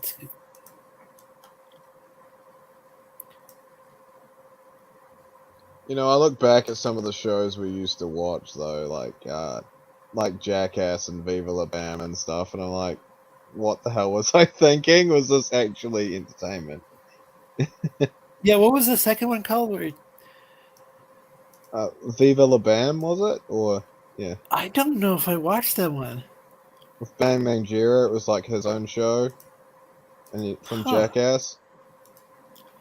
Oh, okay. Yeah. Yeah, I didn't watch many episodes of Jackass. I did see some of it. It just like was just like these insane stunts that like I'm surprised they could even like show that on television. They maybe I don't know if they'd be able to get away with that anymore, Yeah. like on American television or like any television station anywhere in the world, because it seems like there would be so much liability with. I remember when they took like when Beavis and Butthead couldn't even talk about fire anymore because Well, Oh, really? some mom claimed they ended up that her kid watched the show and like set the place on fire or something because of it. And I think that was the case, and I don't even know if that was true at all. But like, Well, we're living in there a are these world where we've moral got to write panics. caution hot on coffee cups because people don't know that coffee's hot. So yeah, it wouldn't surprise me if some little dumbass went and set fire to his own house. Well, No, yeah, but I don't know if it had anything to do with Beavis and Butthead or not. Like, No, I wouldn't have anything to do with, like, the show doesn't actually like get you to do it. It's like yeah, yeah, it's just a show. now I would say, okay, like parents should monitor what their kids are watching on television as much as possible. But yeah, it's not like that movie Taxi Driver made that guy shoot Reagan, or in Yeah, order to impress Jodie Foster. I mean that's what he claimed in court. But it's the same argument with video games as well. oh Like yeah, people they've had try and blame numerous video games studies for. disproving that it. Maybe some little kid, might have a tendency to imitate things that they say, but it's nothing like inherent in video games that I definitely wouldn't let like a little kid play like GTA 5, even though some parents do allow that, Yeah. Oh which hell is no. one reason I don't enjoy like playing that game very often. Is I don't want to like be talking to some little kid online, Yeah, or some little kiddie or what I'm saying. Well, I it's mean, I'll weird. play at a party with some friends, but I'm not gonna join a bunch of random strangers and play that game. I think the problem is parents aren't watching their kids closely enough, and that's really what it is. Like Yeah, that's I the think real that's the issue. problem more Yeah. than the actual like because somebody could go through, they could go look in the Bible, and there's all sorts of things in there, Yeah, or like Cain anything, killed Abel. any sort of novel or anything you can get your hands on, and it's like maybe not like a really good idea. I mean, like maybe they read about Moses like getting circumcised or something. I don't know. I mean, Maybe Cain killed Abel or was it because he Abraham? played Or what? Space Invaders or something. I don't know. Like you can't blame that. It's just silly.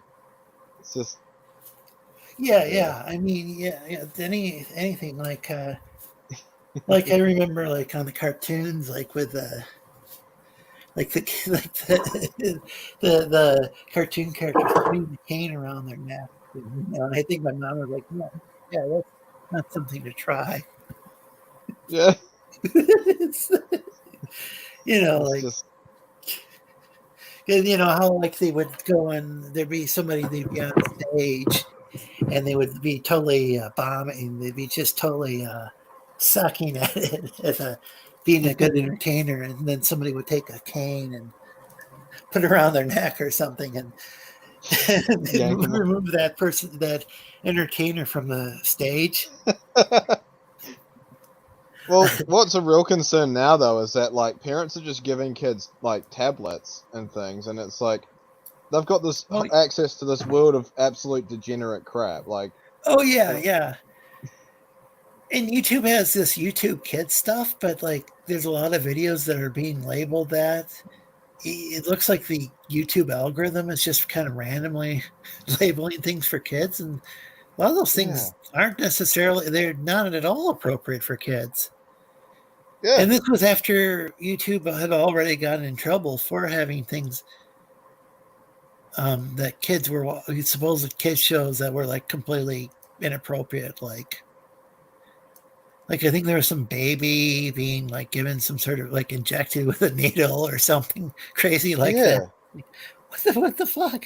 And they're using like messed up, like they're using like superheroes like Spider-Man and stuff, and like Elsa from Frozen and that, and they're doing all this messed up crap with them. Yeah. So it's like, I'm surprised that YouTube Kids is still going, actually. It should have been shut down long ago. Yeah, I think I think what they did is they ended up... Yeah, they just went and kind of... There's a bunch of things, and a lot of them are random, where they just... Well, this is a kid's video, so we're going to disable the comments. We're going to disable the mode, which allows you to watch it in the small player mode for whatever purpose. Maybe it makes it harder for the parents to see what the kid's watching or whatever. And then and then that's all they do. It doesn't... It's like there's no person who actually monitors that stuff. Meanwhile, like somebody talks about certain political or health issues, which I won't mention on here, and they'll get their channel struck, content struck in like 3 strikes, I think, and you're out. Like, because for some reason everything's based on baseball. Like, you've got. If you're making something for kids, then it should be heavily monitored. Huh? If you're making something for kids, then it should... All that process should be like a team of like a few people that actually have to go through manually. Yeah. Instead it's the stuff for what is it, 13 and up? Or it could even be something labeled mature audiences or whatever that is, 18 and up. And that's heavily monitored. And yet this kids stuff doesn't seem to be. It's really, maybe it is, and I don't realize it, but it's really bizarre. The kid admitted that it was a lie, and then, I think this is about the Beavis and Butthead. Oh. And their mom tried to cover her ass by blaming it on the show they didn't even watch or know about. Oh. So that's maybe they just knew that there was like some part about fire, and that's all they knew about the show. Yeah. They even put a disclaimer on the beginning, from what I recall. Disclaimer: don't set fire to your own house. Yeah, there you go. That's a good one. Of course, they admitted this when they grew up, so it's not recent. Yeah, that makes sense. There was a show on UHF 14 called Puppin's Place? Cutting Edge Puppetry. There are a handful of episodes on YouTube. Yeah, that sounds familiar. Oh. Kind of sounds vaguely familiar. Yeah, there's a lot of really cool stuff that aired on television that even episodes of Doctor Who, a bunch of them got lost. Not lost, they just taped over them. They would go and reuse the tapes. Yeah, I had heard about that. They managed to recover some of them because of fans taping the episodes at home. Did they? Yeah. But they weren't. But not all of them. And some of them were from maybe Nigeria or something, where there was local stations in some places around the world that had copies. And I thought they said something about somehow recovering them from outer space. I don't know.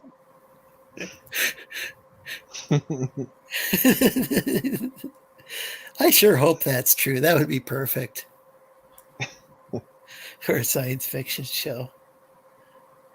I do know that things take a while to broadcast to space, but I don't know. I could be wrong. I could just be remembering that wrong or imagining. The aliens have a backup copy. Yeah. those aliens from V that are into they're lizards, but a different kind of lizard than I am. Or they like they look like they're human, then they rip off their flesh. I don't know why anybody would do that. Like if you're human, you can't really help that, And there are some really good humans out there, present company included. But Oh, why would somebody, if shucks. there's a lizard, why would they choose to look like a human?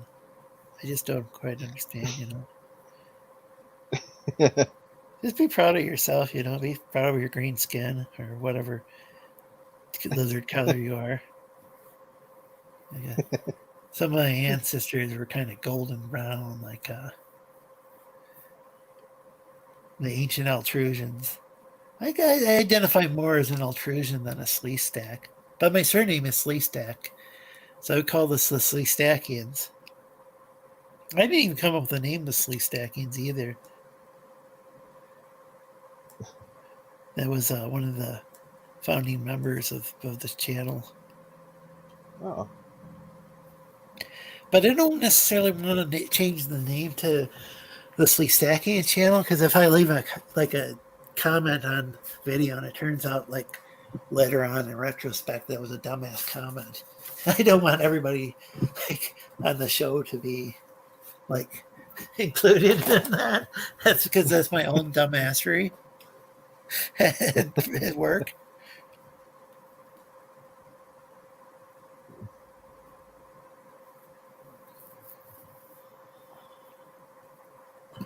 So I like how I like I've always been interested in like your coloring technique, Geass. Thank you. Seems like you've got kind of you've got your own method and seems to be quite efficient. Yeah. How you section things off. Yes, and if anyone's wondering about the pink background, that's how I can find the little holes in the colors. I've Good wondered idea. about that. I Yes, figured there was some sort of technical reason. Well, I use the fill tool to color in the stuff, but that just colors in a wide area. Here, let's show you something. Hey, Herman P. Hunter, thanks for joining us. I use the fill tool, but check out books on Amazon. Oh, go ahead. Sorry. I use the fill tool to make this kind of orange yellow, and as you can see, there's this green sliver it missed. Also missed this thing here, and I'd have to zoom in, but there's also these little pixels that are still green. Well, it's good to see some green representation on the screen. Anyway, my point is the fill tool isn't perfect, so it misses stuff. Now, the pink here will cause it to clash with the colors I'm using, and if I see pink, I know I've missed a spot. It clashes a lot more, it works a lot better than if I'm using white. Oh.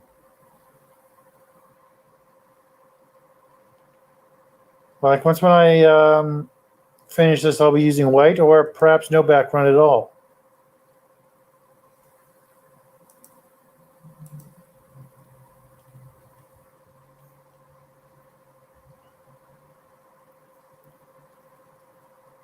Interesting.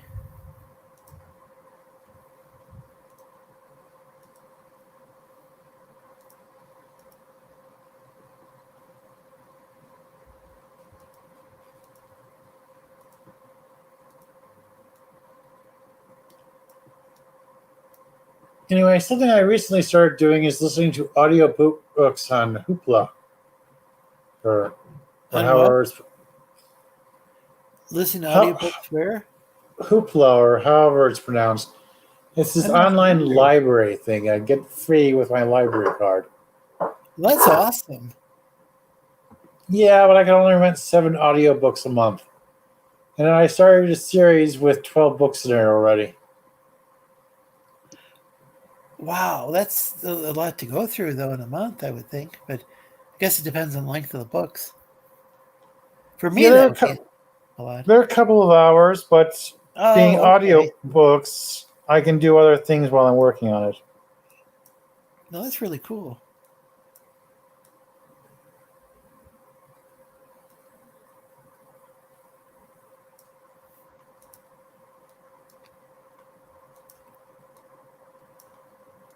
Aqua Teen Hunger Force, anyone? Oh yeah, I love that series. I don't think I watched each and every episode, but and I'm not even sure if each and every episode of that's available, but I enjoyed that. Yeah, yeah. Eric's familiar with Herman P. Hunter, a published author and a really awesome guy. Yeah, I think I first met him on what on Rick from Cross Comics chat. He is the son of Jarrell. That's the other TJ. There's multiple TJs in this community. It's been a while since I watched Aqua Teen. Yeah, same with me. Eric loved the show. How's everyone doing? I'm doing all right. How you doing, Pastry? I hope you're doing okay with your wisdom teeth. I remember being given was it codeine, and I took that's like oh gosh, I'm probably not supposed to talk about drugs on here. I think it was a new rule that YouTube came up with. But anyway, yeah, I tried taking that, and it gave me weird mood swings, and I just like, fuck it, I'm not going to take it at all. Okay, that's another YouTube rule violation, I think. So that was like within like a couple sentences, I violated 2 of YouTube's rules. That if we were monetized, it would probably hurt the show. Might hurt it in the algorithm as well. Hey, Chad M, always great to see you. Oh, and Doc Laylock. Do you guys all have lunch? If somebody doesn't, if someone's not a mod, just let me know, please, because I can't tell on StreamYard. And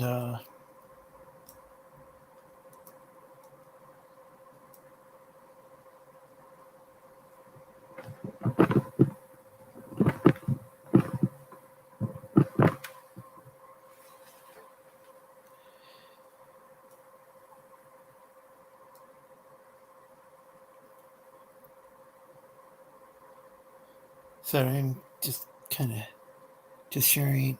Oh, not a mod, Doc Blaylock. Okay. Just please like and share the stream. I'm trying to share it out as we're live on here. I should have shared it out a while ago, and I did to some places, but I got to mute myself when I go to YouTube because otherwise there will be an echo.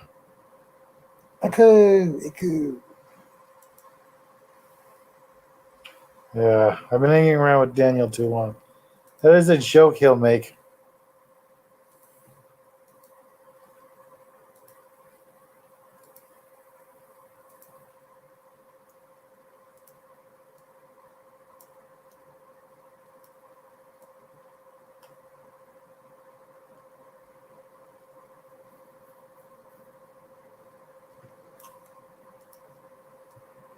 So for the time being, so Doc's a moderator, and the son of Jarrell is a mod right now. It's the last, I think, 3 times he was in the chat, and yeah, no, he was on the stream. The son of Jarrell was on the stream before. I apologize for cutting you off so many times. I was talking over people, and that's not good. But I did think you added to the show I think that was good to ask about, like, why are people talking so much about like race swapping and gender swapping in entertainment? It's like I think the bigger issue is like if a show is not well written, you know, because there are shows where like, okay, we're gonna hire the best actress and maybe or the best actor, and this actor might not look like the character in the comic or whatever, or in the novel or whatever it's based upon, but it could be like the best fucking actor. There we go. I'm swearing to get best freaking actor you can get. you know so it's not necessarily like, I don't think, really race swapping that's the issue. I just think it's weird when there's a race or gender swap and there's not really any sort of, I don't know, if a show's not really all that well written and they're just like, okay, we've got like these Ghostbusters, but they're all like a bunch of women, but we don't have like we don't really we're gonna have a lot of this stuff. I think was like ad-libbed and stuff. That just didn't interest me. On the other hand, it's like they went and had like another movie that didn't even like follow that continuity and just kind of skipped over it. I didn't see that one either, so I don't know. I guess that one looks better though. It looked a little bit like kind of like Stranger Things or something, and I saw the female Ghostbusters. It could have been better. I did not see the kitty one. yeah, it's like neither one really was like my like cup of tea. But at the end of the day, there's Ghostbusters 1, which, and then there was 2, which I don't think I liked as well, but I think it was found entertaining from what I recall. And then there were all these then there were the cartoons. There was a video game which featured the original actors again. At least one of the video games did. And some people say that was the third Ghostbusters. I think you can get that for like the Xbox 360 and like, well, I got it like Xbox One. I think it's backwards compatibility mode. Yeah, I think they did like a remaster of it or something.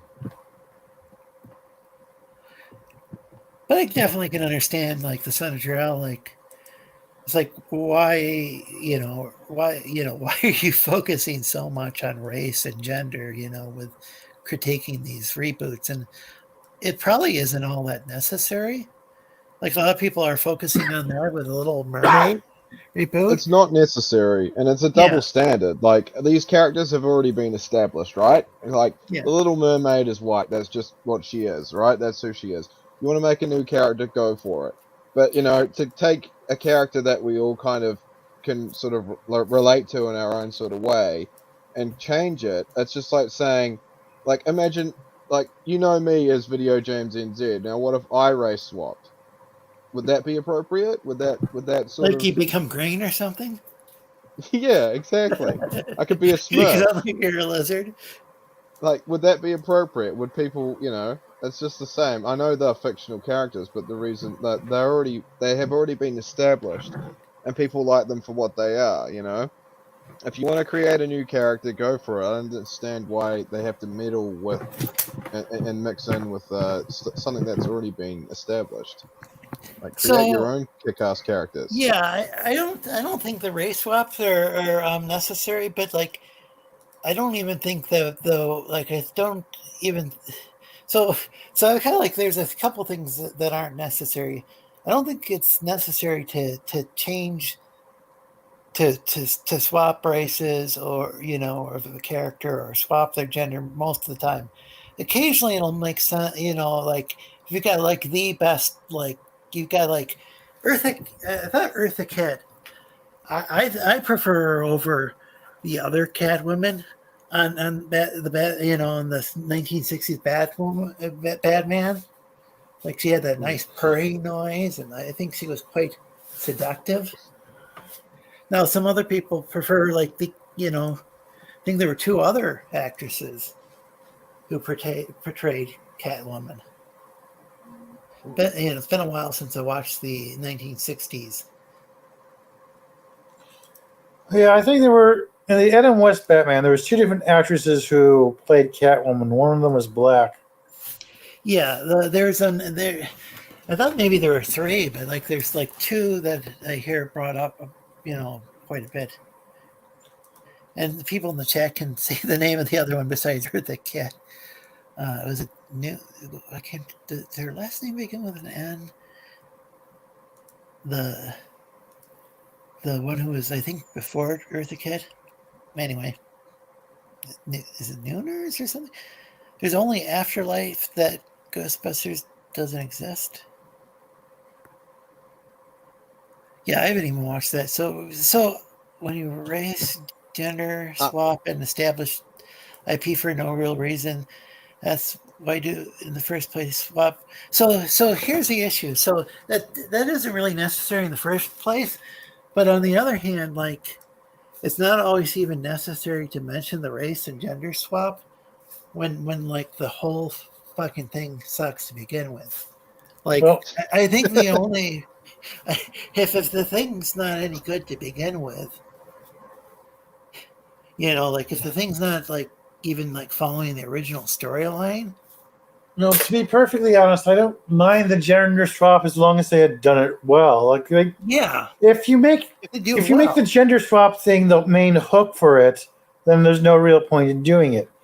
Now you can do that, but you also have to make a good story, good jokes, the same kind of humor from the original ones that we could come and enjoy. Yeah, I never did watch the Loki series, but it is canonical that Loki could change his gender. I mean, we say he. I mean, a lot of the stories Loki's a he, but didn't he? Was it a horse, a female horse, like a mare that he turned into? Yes, he did that in mythology. Yeah. And so, and I don't know as much about the comics version, but I just think if you're changing a character that much, they're really not that character anymore. But if a character actually can gender swap, then it would make sense to actually portray that character as gender swapping sometimes. If they're a shapeshifter or whatever. Yeah. But yeah, if you're going to, but with the Little Mermaid, there's I haven't seen. Apparently, there was a TV series, and I'd like to watch that. I think it was a TV series, and there was a black mermaid character, a black female mermaid character, and people like that character. So it'd be nice if they focused on that character more, instead of just turning. See, I don't even. The thing is, I can't even Ariel. Yeah. It's I just was move on. I mean, it doesn't not like it's my favorite series or anything. But I mean, changing, yeah, the race swap thing is kind of odd, but and probably not necessary because yeah, there was already a Black Mermaid and people like that character. It's one of those things that's does it really affect me in my everyday life? Do I really give a crap? No, not really. I don't care. It's not something I should be invested in, fictional crap. But yeah, in saying that, I feel like people need to just move on. If a character's already been established and you want to create something that's similar to that character, because that's what essentially you're doing, no matter how much you say it is that character, even though you've race swapped it or gender swapped it or whatever. And it's just you're just create a new character. This is why we're not making new things. It's because people that they just keep rehashing the same crap Yeah, I think and putting a that's the different biggest logo issue on is it. that people keep rehashing the same crap Hmm. over and over again. I think that's a much bigger issue than any sort of race or gender swap.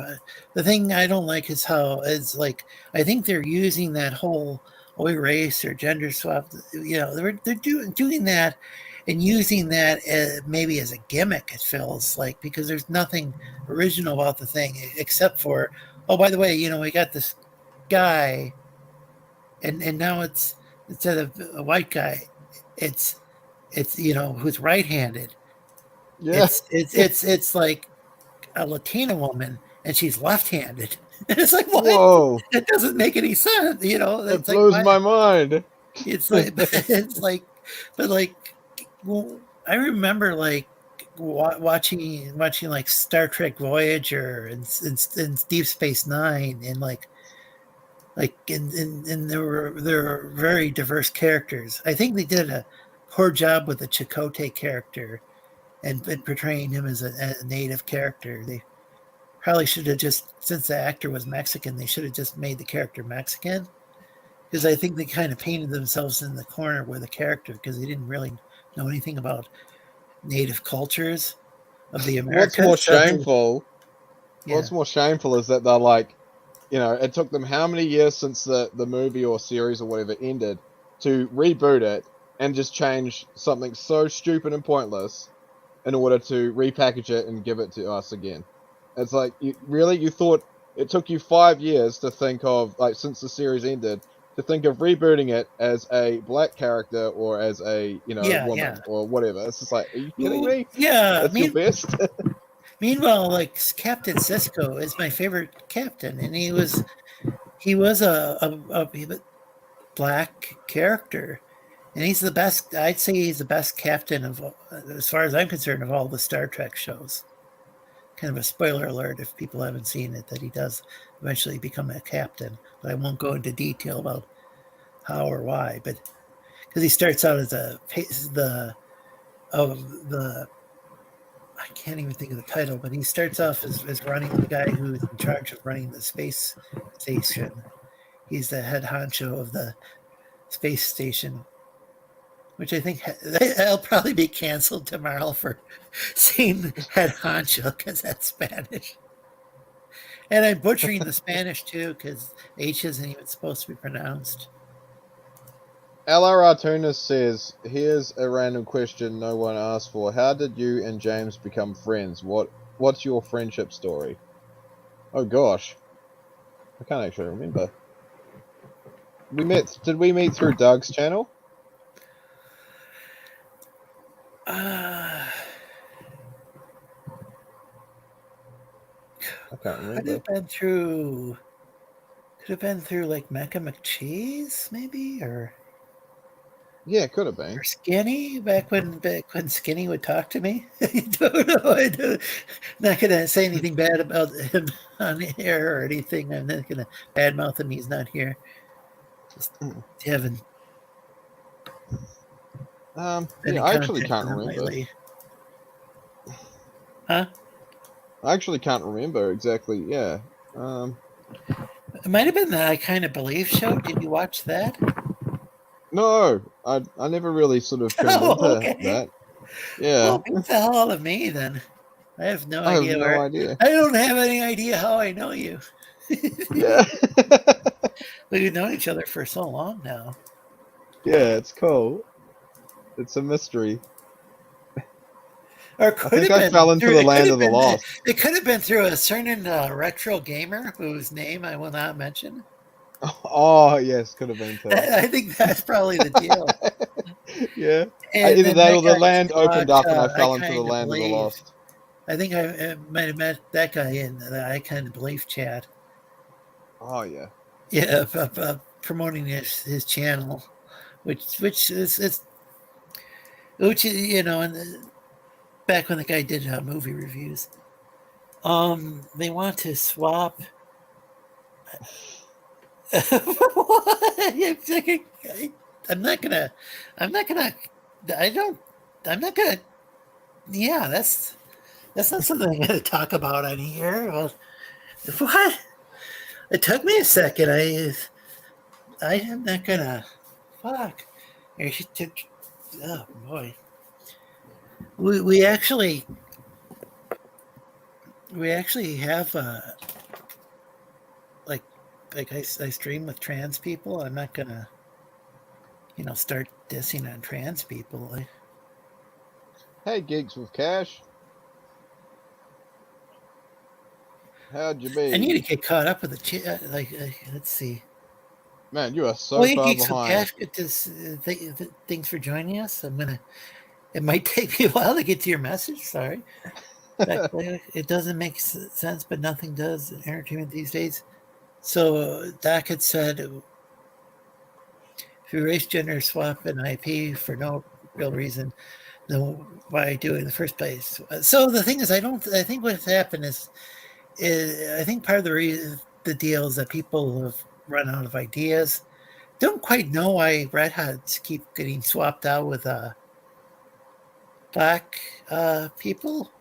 Why not just give? When back in the 90s, there were all sorts of like cool black characters, and I like like there was a reboot of the Fresh Prince of Bel-Air, but it doesn't look like at all like the Fresh Prince of Bel-Air. It looks like real dreadfully serious.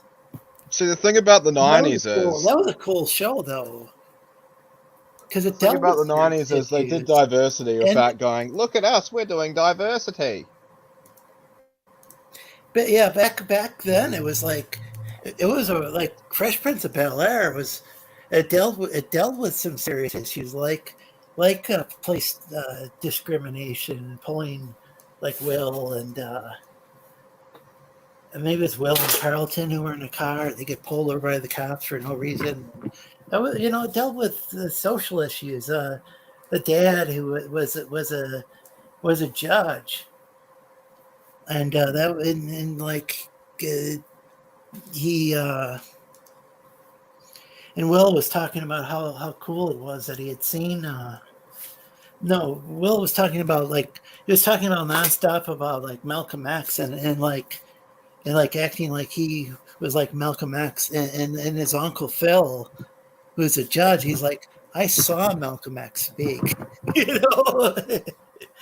I saw Malcolm X speak in person during the civil rights movement. And because Will thought that in order to be black, he had to, just be into the street culture, and like here's Uncle Phil, and here he's a black man and he's a judge, which is about as important role as one can have in society as far as like shaping people's lives, as being a judge or being like a member of like say Congress or the president or something. So yeah, I thought that was a really good show, the original Fresh Prince of Bel-Air. But then I've seen some scenes from the new one, and they've got some excellent actors on there. I think they had one of the Wayans brothers even on there as playing Will's dad, or maybe it was another actor from like In Living Color or the Wayans. I love the Wayans brothers. I can't believe that never aired over here.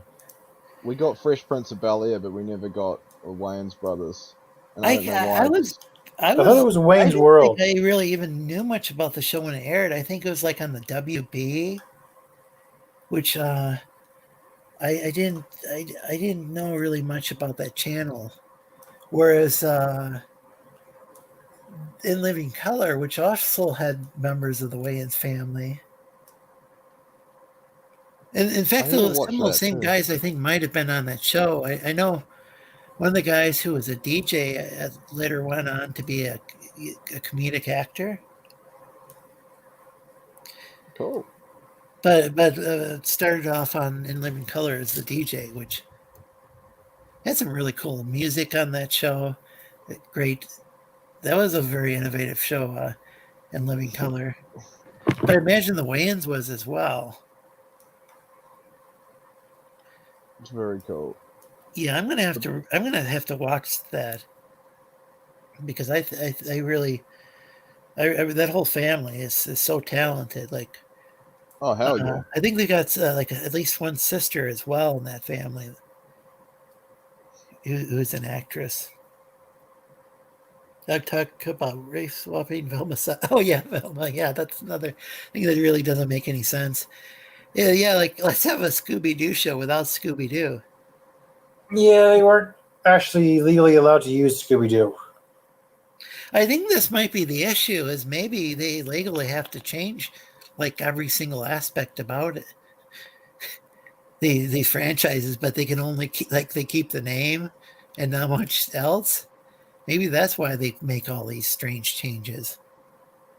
Yeah, that would make sense. And so at that point, it's just like, why don't you just make something new that people can actually think, oh, this is what came out in 2023, you know? I think they have to. I think with the way that intellectual property laws work in America, I think you have to keep using the name again and again in order to claim it. Yeah, Or yeah, I that don't is know. a It's weird. that's something you can blame Disney on that. They wanted to retain the IP rights on Mickey Mouse, so they had the law change. So as long as you keep using the character, you could retain the IP on it. Of course, then it turns into things where you need to keep using the IP. You need, basically turn into use it or lose it sort of thing. Yeah. So is Mickey Mouse? Is that going to like end up to like being like played by a cat? Oh. Like a cat lady or something in the future? That's good.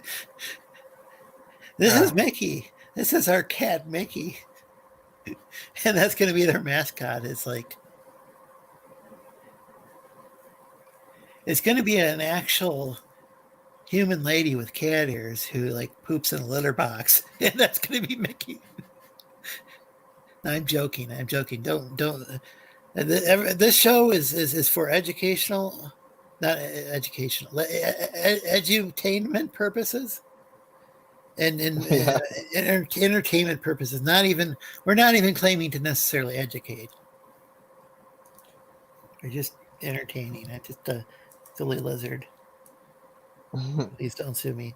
Oh, I didn't want to highlight that. Okay, I'm trying to get through gonna try to get caught up with the messages. It used to be that you could list the diversity, inclusion, BS stuff in pop culture. I don't think it's all. I think it's. I mean, there's. Oh, I think he means when you're using it as a gimmick or something. Sorry about the indefinite use. When somebody's using it as a gimmick, maybe. Because there were some really, really cool. Back in the '90s, there were really cool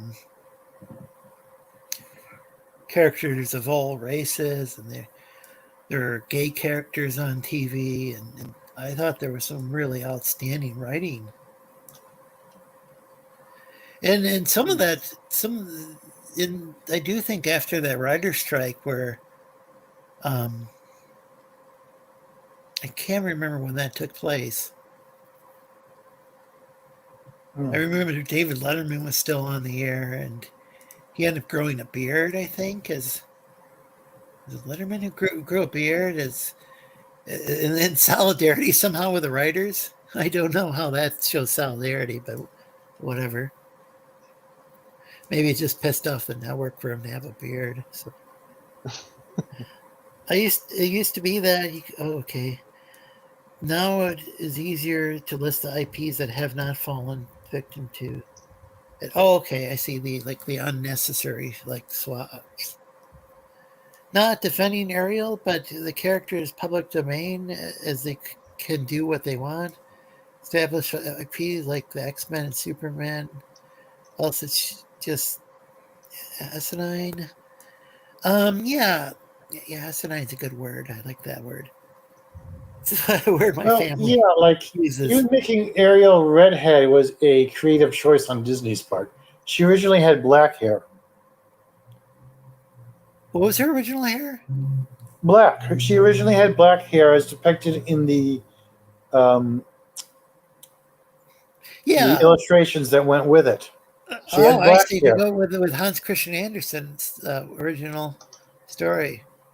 Yes, she had black hair in the Hans Christian Andersen version. Yeah, Disney's actually. I mean, Disney's been completely like screwing up. Okay. Making artistic choices, I should say, with sometimes ones that I think kind of watered down the story. With their characters like for decades, as long before I was hatched. Also, there was a blonde version of. There's a blonde version of the Little Mermaid with this Japanese anime version of Hans Christian Andersen. Of course, I think Ariel was also a name that Disney came up with for the Little Mermaid. I don't think she had an actual name. I don't know if there was actually a sea queen, an evil sea queen named Ursula. Was there? No, there was a sea witch named. There was a sea witch that the Little Mermaid made a deal with to get legs, and she took the Little Mermaid's voice as compensation for the change. But she wasn't some sort of shady salesman scamming the mermaid into making a deal she regrets. She gave her plenty of warning and chances to back out of the deal, but she went ahead with it anyway.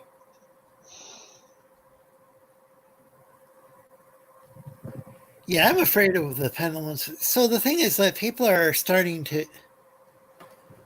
Okay, I'm really sorry. I'm getting kind of confused. Could you please re-explain that? Me?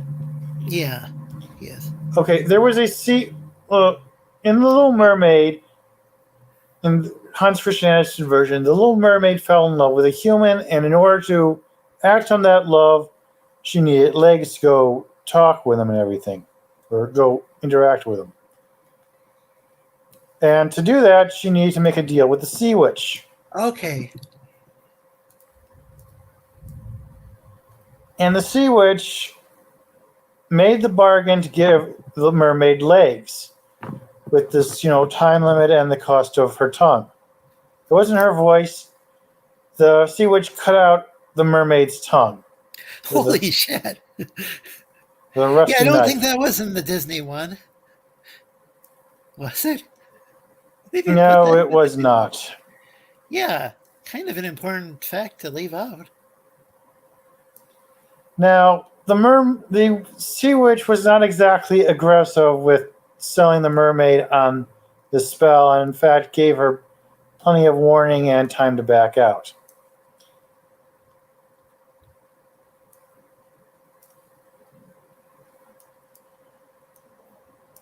And the Sea Witch also gave her an escape clause. Well, there was a time limit to get the prince to fall in love with her, or she'll turn into sea foam. And when it was looking like the mermaid was not going to make her deadline, her sisters paid the Sea Witch and gave her a way out of the deal. But the mermaid didn't take it, because that involved killing the prince. Holy shit. Yeah, it seems like Disney kind of messed with that story a lot more than anything having to do with race swaps or anything, which wasn't even really all that important to the story overall. Also, her sisters traded their hair for the knife to kill the prince with. What about the killing knife? Well, the Little Mermaid had a bunch of sisters who had gave the Sea Witch their hair in order to get the magic knife to kill the prince to end the mermaid's deal, so she could return to being a mermaid without turning into sea foam. Sea foam? Yes. If the little mermaid does not get the prince to fall in love with her by I guess the deadline or the prince falling in love with somebody else, this mermaid will turn into sea foam. Yeah, what is sea foam? It's foam on the sea. Okay, but I don't. Okay, I'll just leave that at that. Is that some sort of a just a plant type thing, or is it a No, it's animal? kind of a. I'm not actually entirely sure, but it's this Yeah. white stuff that's on top of the sea sometimes. Okay. Interesting. It might be just a collection of microscopic things that are like not too different from algae or something. Just a lot of it. Okay. Anyway, later versions have her survive turning into sea foam and becoming some sort of elemental. And of course, Wait, Disney's that's version. That's what happens to her in the end?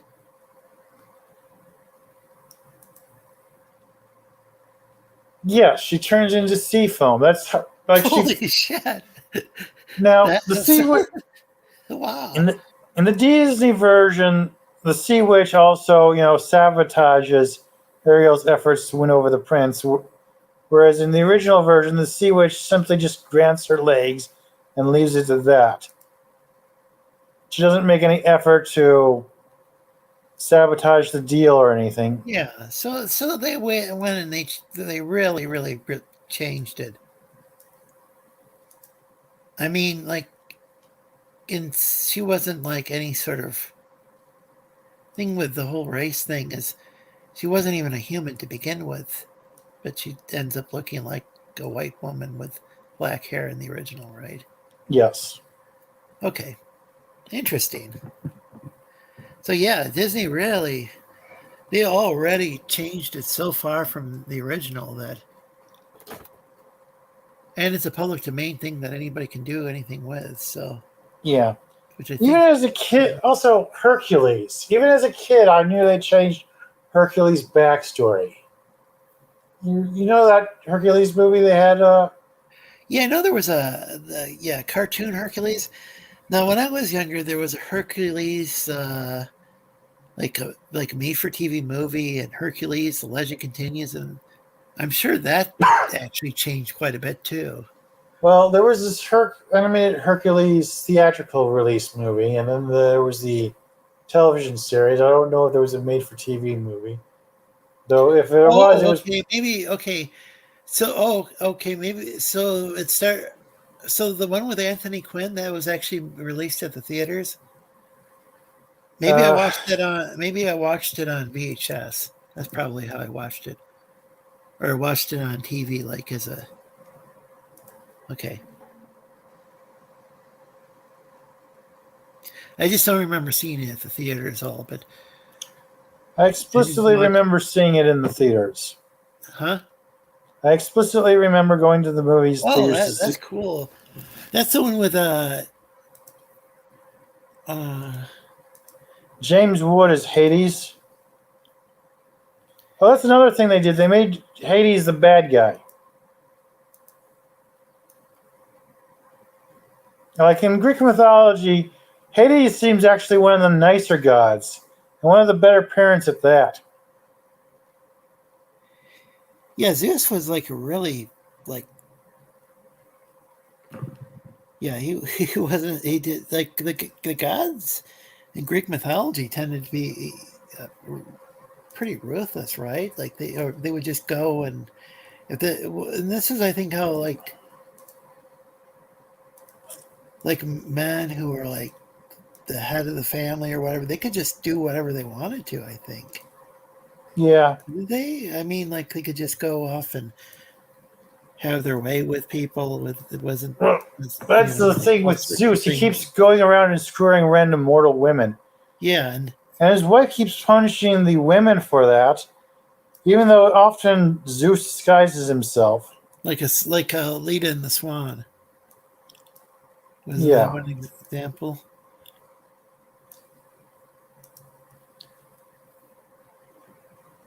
Well, I should probably get back to the chat.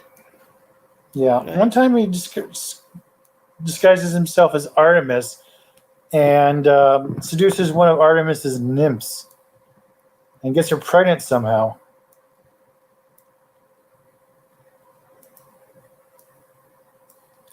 But anyway, even as a kid, I knew that Hercules was the bastard son of Zeus in initial mythology.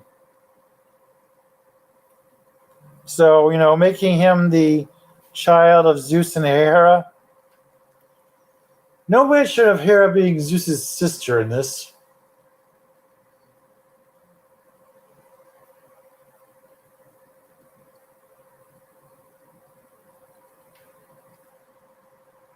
What'd you say? I'm sorry. Oh, no mention of Hera being Zeus's sister in this movie, of course. He was married to his sister. Were they descended from like the primordial gods or the Titans or what? They were all the kids of Saturn. Okay. Now, was Saturn the one who started eating his kids? Yes, he had a habit of doing that. Okay. Father of the year right there. Gosh.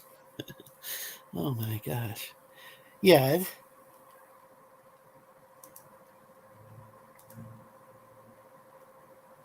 Yeah, so they wanted to make him more like the Christian devil or something. That is what it sounds like. Well, yeah, they decided to make Hades more like the devil because he's the god of the underworld. They decided he must be the devil or something. Yeah, that's. Even though Hades seems to traditionally be one of the nicer gods you can deal with. Yeah, that's what you're saying. Like he even let you bring your wife back to life as long as you follow the posted rules. Like I'm not even sure if he had any control over the rules. He just told you what to do or what not to do. Was that Persephone who? Well, Persephone was his wife. I don't know,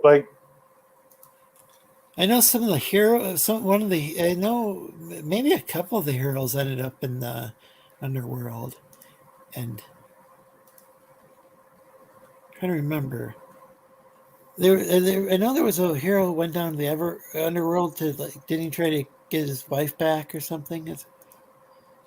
Yes, and in order to do that, they had to travel the path, and whatever the guy did, he could. The guy would go in front, and his wife would follow behind him, and he had to trust her on that. No matter what he did, he could not look behind him until he got out of the tunnel. However, he basically broke his faith when he lost, couldn't really hear her come running anymore, so he turned and looked around despite the warnings not to, and she got dragged back into the underworld as a result. Wait, he ended up looking back? Yeah, the guy looked up. Okay, that's like in the story of Sodom and Gomorrah with Lot's wife looks back, gets turned into a pillar of salt. Kind of similar. Mm. A lot of the details are quite different, but the looking back part's similar. Yeah. Oh, by the way, I want to say hi to Elkin Slice, Colonel Morg, Jilly D, and LCX, and I know. James said, "Sorry guys, I gotta get going. Take care and thanks for having me on." I want to get back to the messages quick, if that's okay, Okay. because otherwise we'll be here all night trying to read them.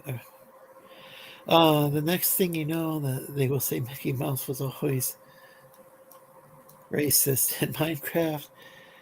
Zarek, was it Lee Merriweather, Eartha Kitt, Julia Newmer, Three Catwomen. Oh wow, there's that behind in the chat from the old Batman show. Eric says I do have to dip. Well, thanks for joining us, and he's probably left a long time ago. I hope everyone has a great Thursday or Friday, depending on whatever you may be in the jelly-filled, wherever you may be in the jelly-filled donut called Earth. That was a while ago. Yeah, that's how far back we are in the messages. And Doc wishes and blessings. Check out Doc's Pariah Blood and Mud comic book. People are saying goodbye. No, Kirk will always be the GOAT. Yeah. Oh, yeah, I think it was saying, gosh, I think it was talking about, Cisco's my favorite captain. And that's finally got to the part where Geeks and Cash is in the chat.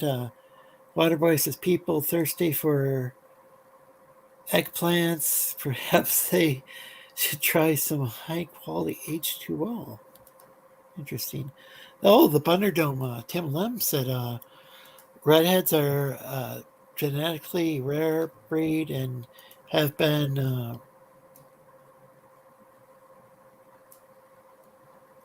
synonymous with the pinnacle of beauty in fiction. Just look at Marvel and DC heroines. They're trying to recondition people with bait and switch, and of course the Thunderdome himself is a rabbit. So we're not hearing. So we're hearing a diverse point of view on the topic. And all right, y'all gotta get off and work on my pizza tower animation. And Jim basis for quest for canine. It was cool hanging out, and I hope y'all have a good rest of your stream. Yeah, I hope LR has a good night or whatever it is wherever LR Artunist is. Welcome, is it TJ? Yeah, what up, so? Good. Thanks for joining us. Good to get a different perspective on here, and not just have two people. I don't even know what the fuck you're talking about. I don't want to just have an echo chamber on here. So welcome, TJ. It's good having you on here. Right. Yeah, what are you talking? I don't even know what the fuck you're talking about. What are you talking about? I don't even know what I'm talking about right now. Right now, I'm just reading I'm getting caught up in the chat. Okay, take care. No, you said a different perspective. Well, okay, you just saying in general. I got you, B. Dropping by quickly, liked and shared. Well, thank LCX. But she had red hair and Kingdom Hearts. Was that the Little Mermaid? Was it Kingdom Hearts? Or seen the anime? Seen that anime? Oh wow, way behind. Marina was her name in the anime, I think. Kingdom Hearts was using the Disney version. Okay, all caught up. You watch Picard? Same kind of organism. Haven't seen that yet. I'm just getting caught up with the chat. Okay. Almost done, I think.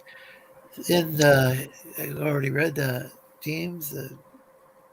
Had to get going. And people are saying bye to each other. Well, yeah, Hercules is pretty ruthless. He's not exactly all that heroic by modern standards. Waterboy says sea foam is from large blooms and decaying algae that washes ashore. Oh. And never drink ocean water, only drink high quality H2O. There we go. Daily decent good evening. And Elkin Slice says small panel. Yeah, that's why I put the StreamYard link in the chat. Said hello everyone. And Colonel Mark says Zeus was, I can't say the word on the air, but somebody who commits Iniquity. violence in a sexual manner against people. But Iniquity. so was everyone in antiquity, real people or pretend deity. Hi, Elkin. Hi, I got Morg. a question. Sorry, I'm almost caught up. Sorry, we're like a half hour behind with the chat, but I'm finally caught up. King David was okay. That word, just wow. I don't really know much about. Like, I was just hearing more. Like, I mean, I've read about King. It's been a while since I've read the Bible, but I know there was that whole thing where King David went after that guy's wife and had the guy killed in battle. The Olympians were was it Bathsheba? Anyway, the Olympians were descended from the Titans. So now I get a chance to either say Uranus or Uranus. I remember there was one science teacher who in school, or maybe it was just the grade school teacher, but he was talking about science and he referred to it as Uranus, and then it just like made it so the kids couldn't laugh. And it was like the only time I remember hearing it pronounced that way, but it might be some just like different forms of, different dialects of English. There could even be listed in the dictionary. Oh, sorry, Kronos, but it was identified with the planet Uranus or Uranus. And that was the woman name, I think. I'm almost caught up. Is TJ on Twitter? And TJ says Colonel Mark. There we go. I got caught up to the people talking about you, TJ. Terrell. Oh yeah, I got you. Yo, check me out. When people compare like Spider-Man, Superman, comic book heroes, like what they've been saying is, well, these are our modern day mythos, right? That's one of the things they said. When they complain about the lore and changing the lore and all these things, they were like, no, you can't do that because these are our modern day mythos, right? That's what they say, right? Do you agree with that? Do you agree with that's what they say? Yeah, I'm not saying you agree with it, but do you agree? They're the modern heroics. There's some of the modern heroic stories. I mean, there's also like television dramas and I'm just hold on. I was just saying that you agree that that's what they say. I'm not saying whether you agree with the idea or not. Oh yeah. I'd say, I personally would say that there's other types of heroes, and obviously in literature, whatever. But that's what people typically say is right. These are modern day mythos, right? When they start complaining about when you raise that. Well, see, I disagree because I would say that where they're calling, Hercules, Zeus, Achilles, whatever. Apollonia, whatever. Those that was their religion. That would be the equivalent of Christianity or Islam or whatever. So comic books ain't the modern day. Those are not our modern day mythos. They're saying that what they worshipped at the time was mythos. Like that was their mythos. But no, that's what they prayed to. That's what they prayed to. That was their religion. So to say Superman and Spider-Man and Iron Man and Captain America, to put that on the same scale is kind of false as a motherfucker. I think that might be because our society is, because some of the people in our society are very like secular, and maybe that's the closest thing they have to a role model where they might not read the Bible or they might not. But to compare, they don't believe in the gods of.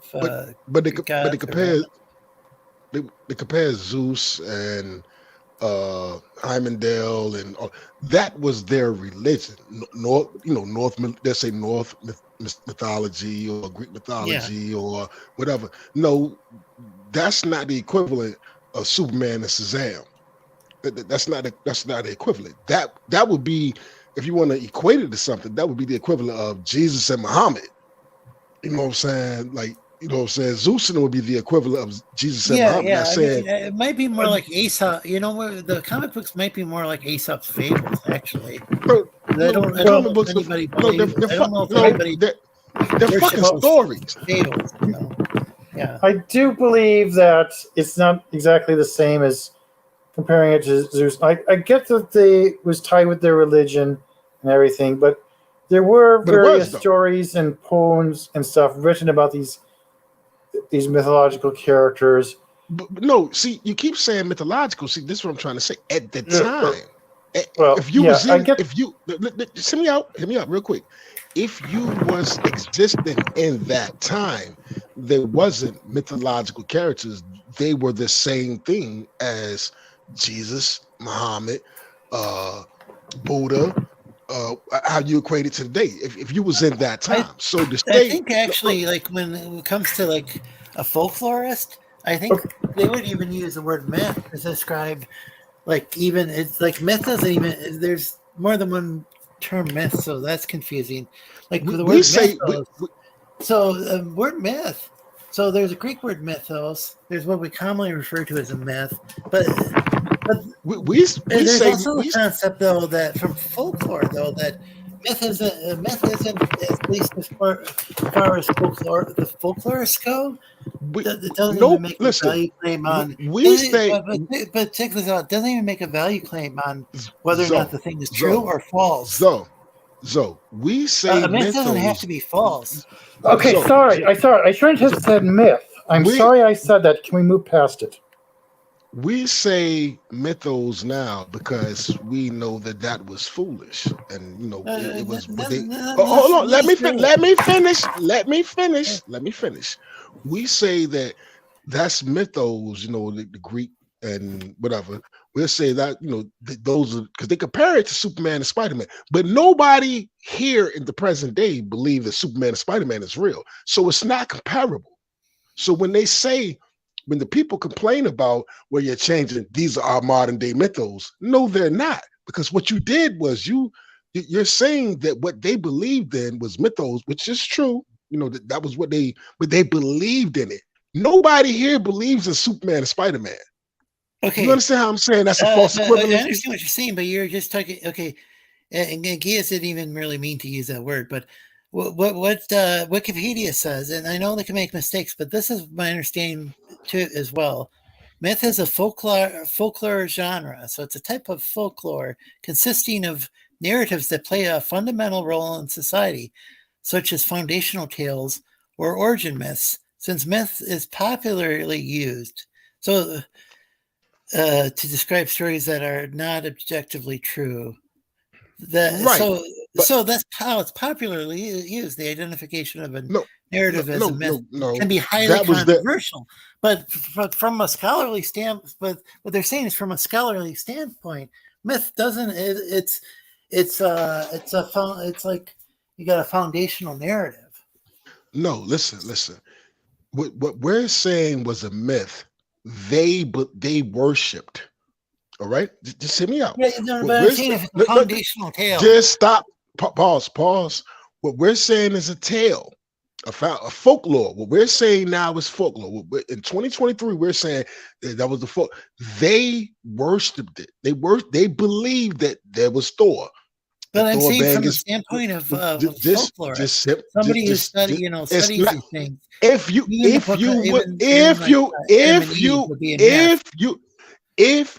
was living in that time, if you was a Viking living in that time, you believe that when lightning was striking and thunder. But did you hear what I said? From the standpoint of the people who study this. We're not. I'm not studying it. Myth doesn't mean it's false. That's just No. how the See- average person uses the term. Okay. It's not So the scientific okay. term. So what I'm saying is, when you hear people complaining about comic book characters getting their origins changed and the stories changed and the lore and all of that, they will say that these. I've heard Doomcock say it. I've heard Neurotic say it. Neurotic say, they say these are modern day mythos, and I would say no, they're not. Well, they It's wouldn't not be even. because they're not really our so Superman's not really our foundation story of like our like our Okay. modern day mythos would have to do with, like, say, Okay. Christopher Columbus or something, as far as America is concerned. Okay, so we agree that when they try to compare, Yeah. when they make these arguments of why are you changing these stories, these make-believe stories that really shouldn't fucking matter at all, they try to put weight on it because they're trying to put weight on it, and they would say, well, these are our modern day mythos. That's a false equivalency. Would you agree with that? Yeah, it's a little bit of a different thing. I do think that I do think there is kind of a similar role in that there's It's not even remote. It's not even remote. It's not even remotely close. Nobody believes Superman, Spider-Man, wait a second. Captain America is real. I think there is a similar role in How? that, like, there. Well, let me explain, please. I'm sorry. I know I interrupted you. But, like, say with like, say, I think Superman does. Nobody believes Superman is real. Wait a second. Superman was a good, like, say, allegory, as far as, like, it was created by Jewish, like, children of immigrants, and had who were assimilating into society, and, like, Superman had to try to fit in. I mean, I think there was some good, like, I think there were some really it's not metaphors. It's not even remote. It's not even. Though. It's not even remotely close, because if you was a No, Viking, just if you was a Viking, wait a second. I'd say it's literature, but yeah, it's not the same as, like, a religion. No. Okay, so Thor But some and all people do those treat it like a religion. Okay, well, that means that they're delusional. It's more like Aesop's fables or whatever, where you get different morals from it, but no, what it is nobody believes that it's real. What it is? No, what it is this is the difference. Or it's like a parable. No, nobody believes that it's real, right? Nobody in modern society believes that a Kryptonian came and Santa Claus. Nobody believes that it's real. We all agree in 2023 that Superman, Santa Claus, Spider-Man is not real. Virtually. I did know a guy who believed it was real.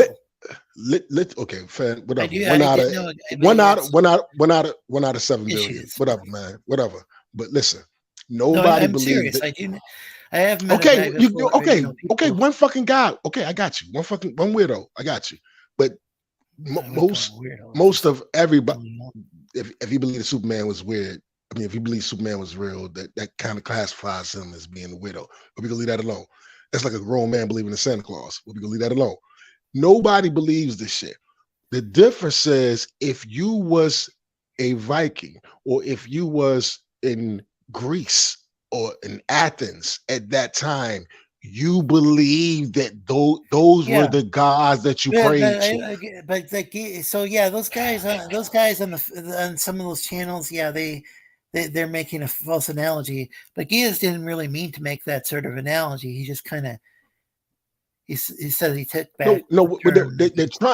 They're trying to put weight on changing something that doesn't matter. Like Geass doesn't even watch those channels, I don't think. So they're trying to put weight on changing something that matters. It's like saying, okay, well, if you change, those are our modern day mythos, and you can't change. No, it's not. Those are make-believe stories. No different than Hansel and Gretel. No different than goddamn it, Little Red Robin. It's no Snow White. There's no Little Mermaid. There's no. There are modern day fairy tales. There we go, fairy tales. There are modern day fairy tales. There's no difference than me sitting in my room and writing a story and you're gonna, and if it stand the test of time and it get passed down or whatever, and TJ write a story of somebody and it gets passed down, it's all make believe, and everybody knows make believe. To equate but fairy that tales play an important role in society. to children, I think the issue is okay. Let's say a lot of people, a lot of Americans these days, they might not go to church on Sunday. They don't really read the Bible. Maybe their knowledge of right and wrong, and maybe this is a sad thing, but maybe it is based on something they saw on Superman or something for some people. to children. But it probably shouldn't be. But nowadays we go on Twitter. It used to be growing up.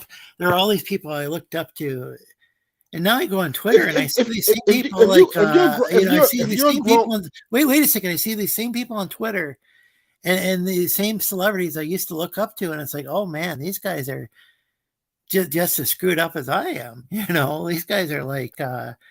If you're a grown man, I'm just going off what you just said. If you're a grown man, let's say you're 27, because they say the brain actually fully matures. No, I'm not talking about you. I'm just hypothetically. They say the brain actually, whatever. Let's say you're a 27-year-old grown man. You're a 27-year-old grown man. If you are about to if you're about to make a decision in your life, and you say, what would Clark Kent do? Something's wrong with you.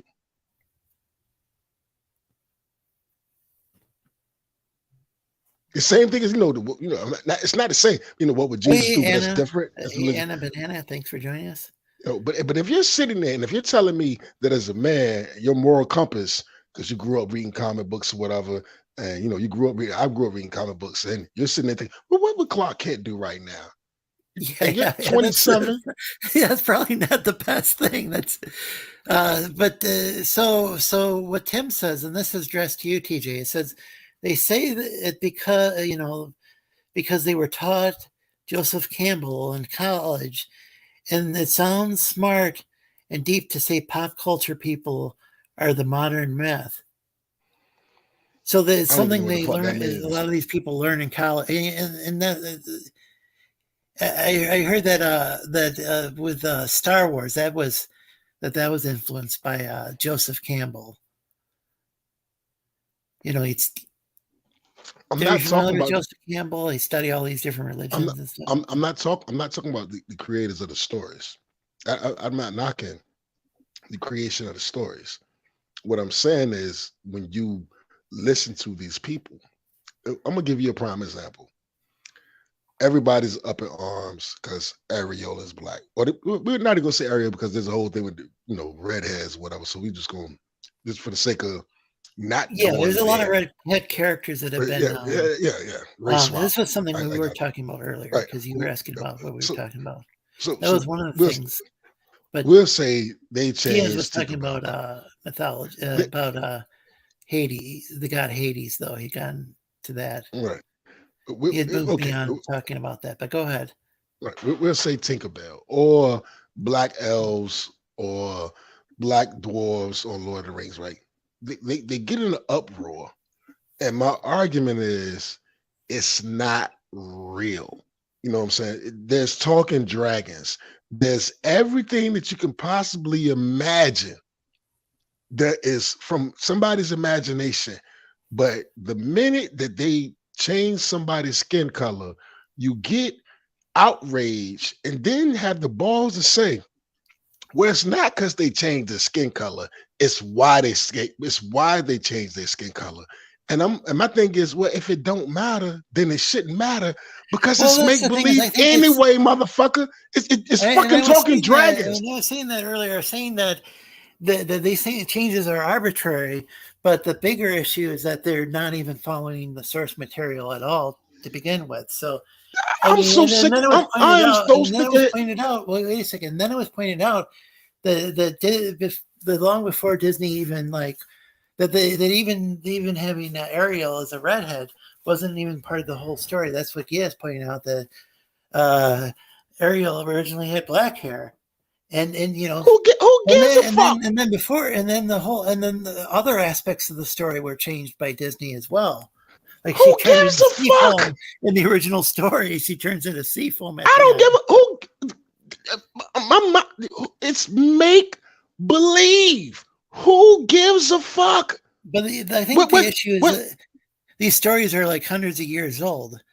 Now the thing is, I think when people do tell these stories, though, everybody puts their own spin on it. So It's make with like believe, Little Mermaid, I don't know. That was Hans Christian Andersen.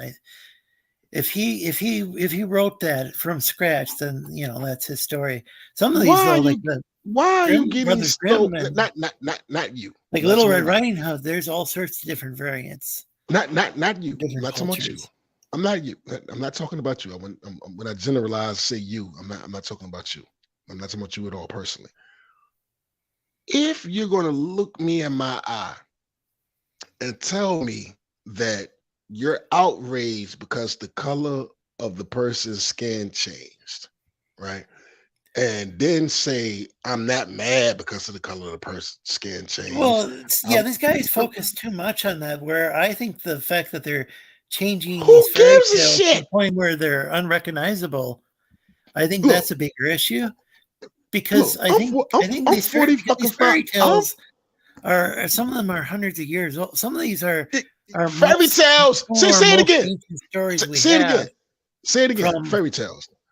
Say it again. but some of Fairy these go tales. back to some of these are like go back to the like Proto-Indo-European people. Like before there were the Germanic and the Celts and all that, back when the Indo-Europeans were one group, like one single nationality, one ethnic group. Go back that far. Or so you got stories that go back to like maybe like prehistoric times. They're being like complete, you know, you might as well just call it something else at that point. On the other hand, I guess these stories have always been changed. So it's like when is changing because you know, you got like stories that go back maybe thousands and thousands of years. And there's going to be change along the way anyway. So when is a change, change too much? Some of these stories, are like, thousands of years old, and some of them are just like stories that like Disney came up with like a few, like 20 years ago. So I guess we're talking about a couple different classes of stories.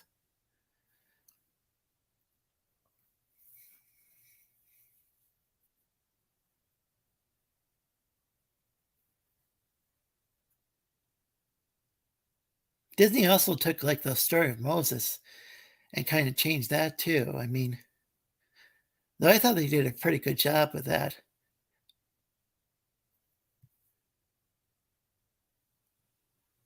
TJ? Geass? No, I kind of just muted myself because I couldn't get a word in. Yeah, I know you had apologized for using the word myth. You said you were a bit dyslexic and sometimes use the wrong word. Yeah, I kind of just hyper focused on that when I was trying to get to my point. And I never made my point. Yeah, I'm sorry about that.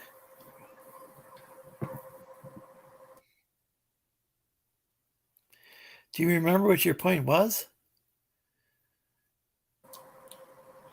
Yes, my point was that people wrote epics and poems and all sorts of stuff that could be considered similar to how we keep, new writers making new Superman comics and such. Now, they come up with not just retellings of the same stories, but also new stories. And there's different variations of it, like even with the Ursa Major and Ursa Minor thing. There's different versions of that and how they ended up in the stars.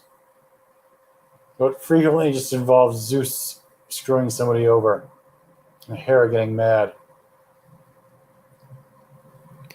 I do think there is, though. I do think TJ was right that the difference is that they actually believe that stuff to be at least,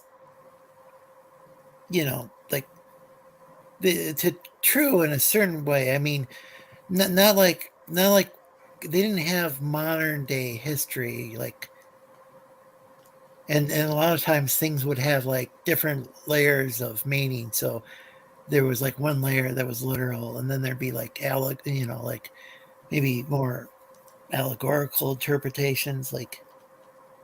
Hmm.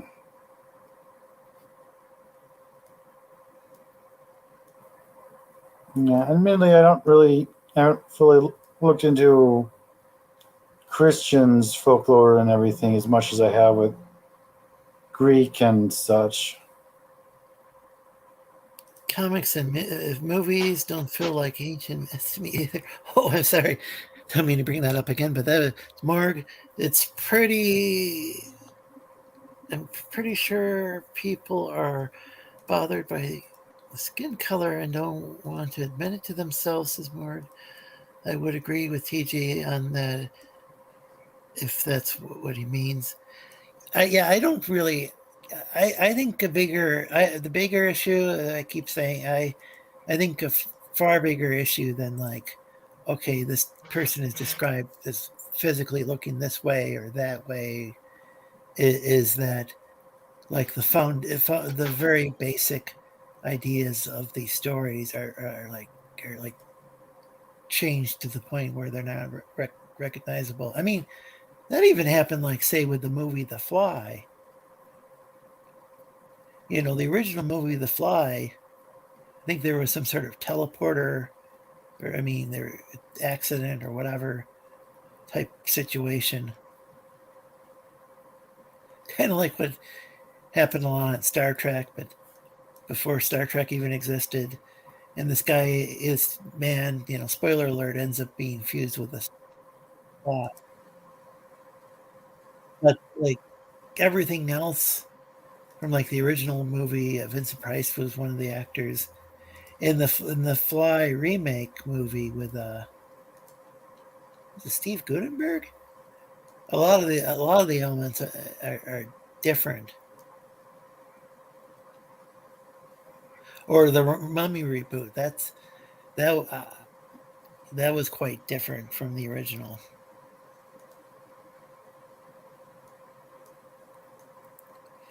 I think maybe the issue people are having is like Disney, and then like 20 years later, they'll make a live action reboot that's quite radically, different. And I think that part is far more of a thing to get upset with than, okay, we got this talented black actress who's a talented singer, and she's playing the Little Mermaid. I actually think she's a better singer than well, okay. I'm not necessarily a better singer, but I prefer her style of singing over the original Disney's Little Mermaid. Well, there is a thing called colorblind casting where you hire actors based solely on their talent rather than Yeah. their skin color. Like the David Copperfield movie. Have you ever seen that? No, I don't think so. Well, I never actually. It's a Charles Dickens book. It has nothing to do with LCX has seen it. What? I think LCX says he's seen it. Sorry. Okay. So it's a Charles Dickens book? Yes, it was a Charles Dickens book. It's basically stars a guy who, he lost his father, I think, before he was born. His stepfather was abusive. And it's basically about him making a life for himself. And the movie we saw can't remember what holiday it was. It was either some holiday or my grandmother's birthday or something. We watched it at my grandma's house. Okay. And, it's a Charles Dickens book. It's set in London or England or something. And, like, his mother was white. The stepfather was white. I never saw his father because he was dead and buried before David was born. but David himself is not white. But it had a very good actor. Okay, yeah. So that's I think that's yeah. If you get the best actor you can, I think that's I think that's the way about. I wish that'd be the way to go about doing things. I mean, like Yes. there is something kind of weird about like whenever it's like TJ left. Yeah, it does. That's unfortunate, but Maybe he was having internet problems. Like he just stopped talking for a while, and yeah, I couldn't. maybe he disconnected or something. And He the wasn't muted either, so StreamYard just didn't realize he was gone right away because he didn't properly exit out. So would you call that? It was like colorblind casting? Is that what it's called? Yeah, colorblind casting. That's what, Yeah, that's. I think maybe Morgan Freeman might have replaced like a redhead character or something, but in what was it? Was it Shawshank Redemption? Like maybe replace some white redhead guy, but I can't think of many actors better than Morgan Freeman. Yeah, he's pretty good. I enjoy him. I'm not too familiar with the Shawshank's source material, so I could not tell you. Yeah, and I haven't read the original, but I could I could see if like maybe like hey, there's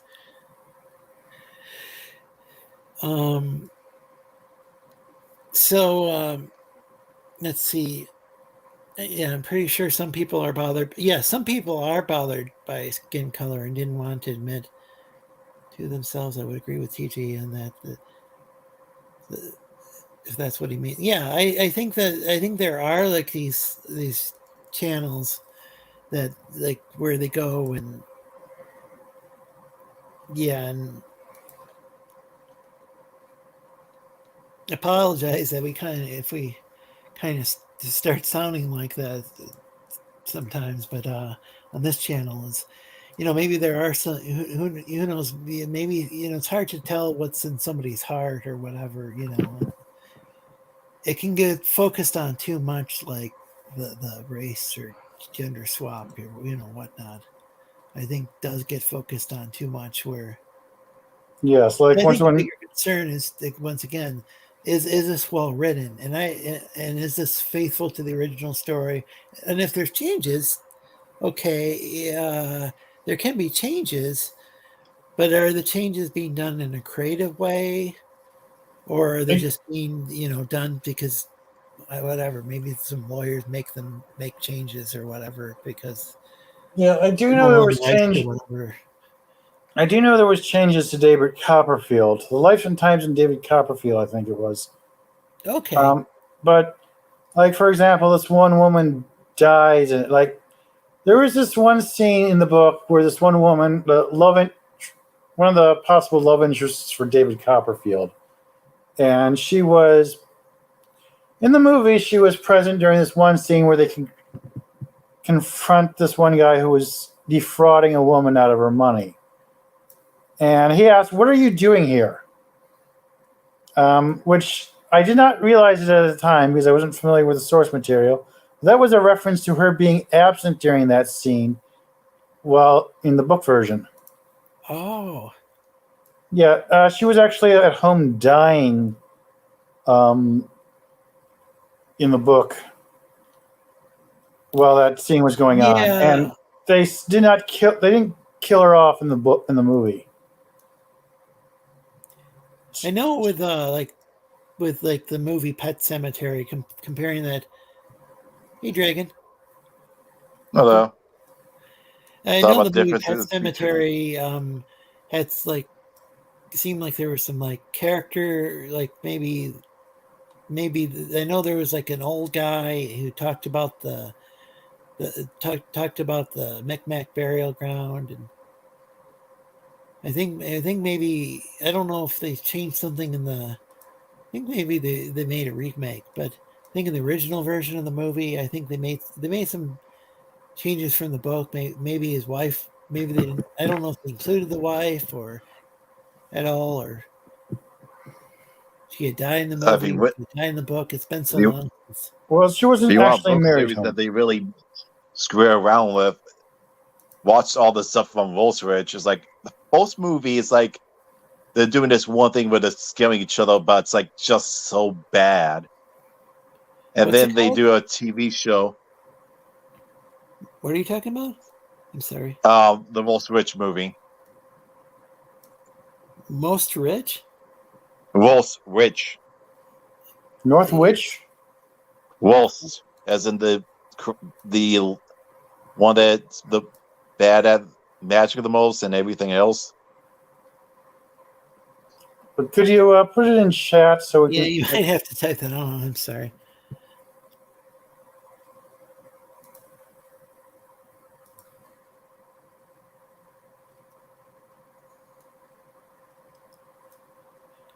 Colonel Mark says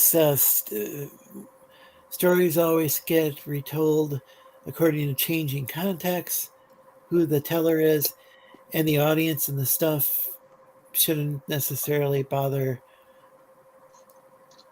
as the way it does. Well, I think if it's a good retelling, like I enjoyed the reboot of The Fly. Now that was awfully like in The Fly 2, which I don't know. I think the original movie had like some sort of sequel, the one with that originally had Vincent Price in there, but I don't remember what the sequel is like. Julie D says, hasn't all stories been copied in ways anyway? Yeah, that's a good point. Like, is there new ideas anymore that isn't inspired by anything else? So like something from the Bible would be like, it's something attributed to King Solomon is there's nothing new under the sun. That's like a saying from I don't know how many thousands of years ago, that there's nothing new under the sun. And yeah, and I think it's actually a pretty good saying, because there are actually some new things, but like there weren't cars in ancient times, but yeah, a lot of like ideas get recycled over and over again. I think is the point of that saying. Well, once the genre has been out for a while, you eventually run out of ideas for it. What are you talking about? So once the genre has been out for a while, you eventually will run out of ideas. Yeah. What everyone is really fighting about, says Marg, with the stuff on one level. Okay, what everyone is really fighting about with the stuff on one level is, should story canon be sacred and fixed and unchanging? Yeah, that is an interest. Yeah, a really good example of changing canon, even over a short period of time, would be the 4 canonical gospels. Okay, this could get a little controversial, but a lot of scholars would agree. Those I'm adding that part. Those give us in different. Those give us in different canons, and even thought we pretend ourselves or otherwise, even though we.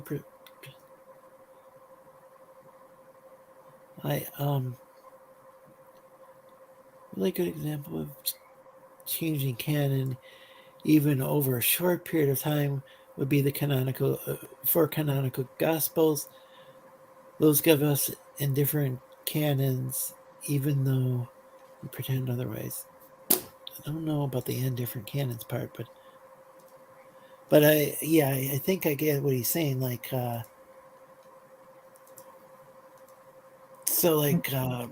Matthew and Luke have a lot of content similar to Mark, but they have areas where they disagree with Mark as well, is what a lot of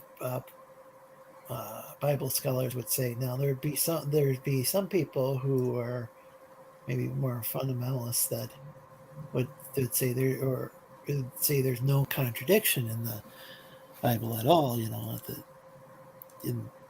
And they figure out a way of harmonizing the different different stories making them fit together, into one single story.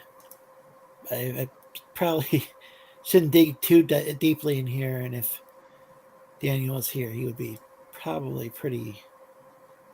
They want us to move on quickly to something else, but I wouldn't want to tell someone, "Hey, you are a great actor, but you're the wrong color, so we can't hire you." I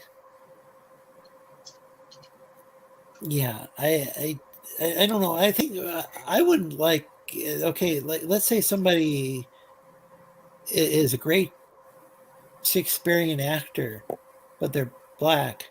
Does that mean they can only play Othello? And Othello, wasn't he like a Moor, like maybe part Berber and Arab? So, I mean, you have to get somebody from like Morocco or somewhere in North Africa to play the part of Othello in a play. I mean, and then you can't have. Well, you wouldn't have a black person ever play any. Like, what if a black actor wanted to play King Lear? I mean, wouldn't Yeah, but if you wouldn't it get a be white person to historic play enough? a non-white character, everyone would freak out. Okay.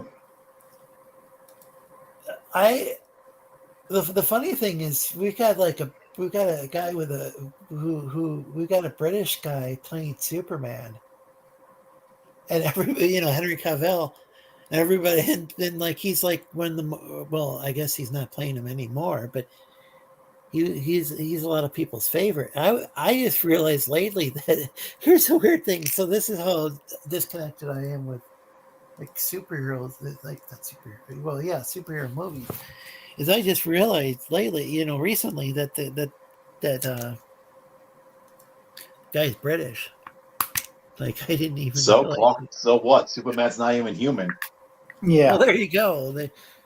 So I mean, what is it? What does it matter if a black guy played him though? Then Because the fact that the skin color would be different, it'd be like people were complaining that they didn't make the guy that plays Spike on Buffy the Vampire Slayer. James Masters.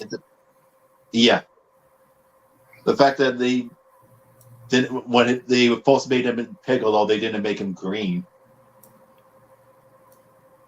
who was it to make green? James Masters. Yeah, because originally in the Dragon Ball Evolution movie, they did it. They just had him as being some white guy instead of being an actual green Namekian. Yeah, that's discrimination against green people. By the way, Anna, feel free to promote your channel here. Please do. But discrimination against gold skin killers like they did in the Titan TV show. Actually, some of the best, some of my favorite Starfire role players are black, but have some sort of makeup or something that some sort of. Yeah. I am wondering about your skin the golden. practicality of giving someone orange skin in a live action TV series. There's a difference between doing that in a movie versus in a television series, because they're going to be on camera a lot more in the television series than in a movie.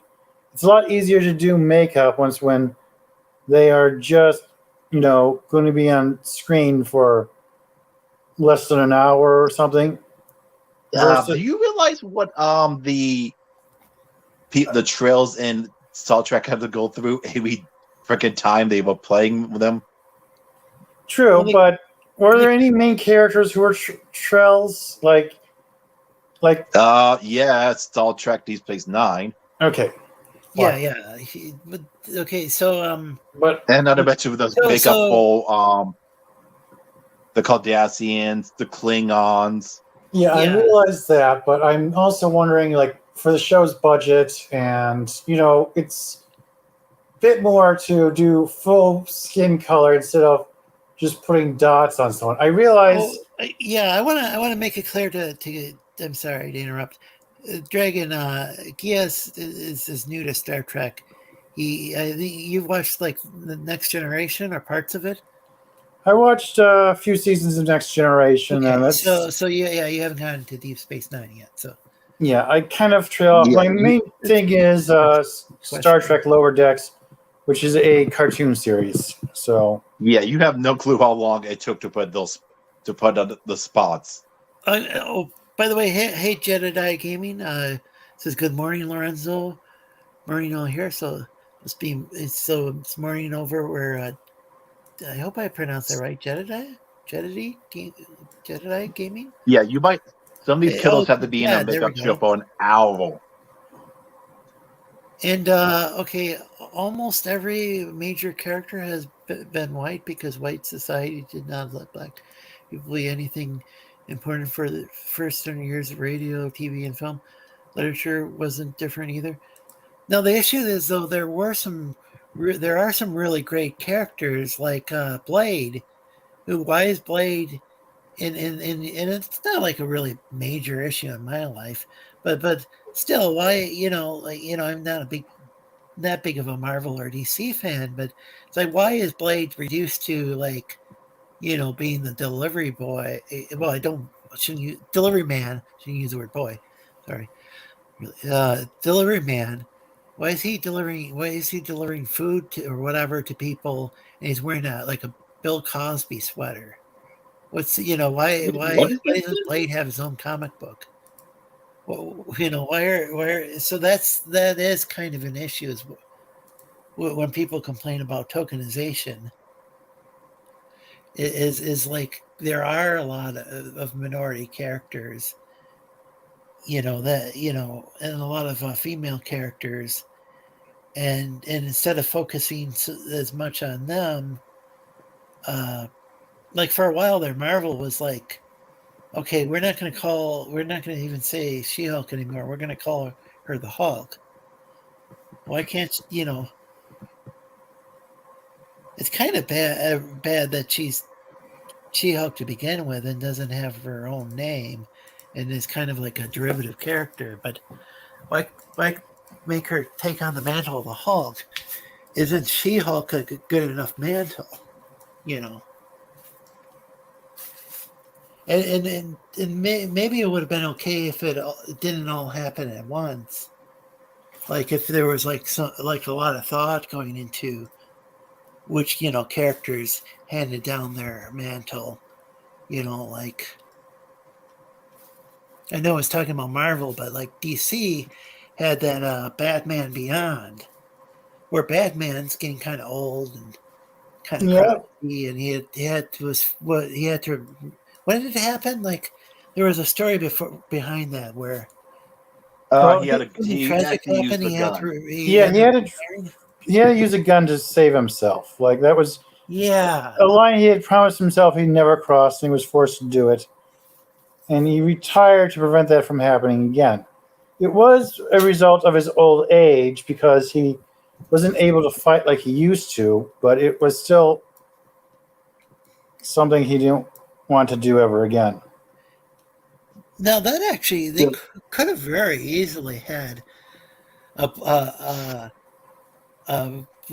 black guy, a black kid, or young. I can't remember how old the character was, but He was take in high school. over. They happened to create a white character, but it could have been a black character, and that would have actually made sense. Batman is eventually going. I was actually He kind is of eventually disappointed the going to black girl didn't age. become Batgirl. Huh? Back was it Maxine? The friend. Yeah, Maxine, she was a friend. She was black, had red hair, though that might have been a personal choice on her part. Like, in that point of time, it wouldn't be too weird for someone to just dye their hair for the fun of it. Like I said, I'm surprised she never became Batgirl. It's like I was kind of hoping for that. Oh, and I appreciate you too, Anna.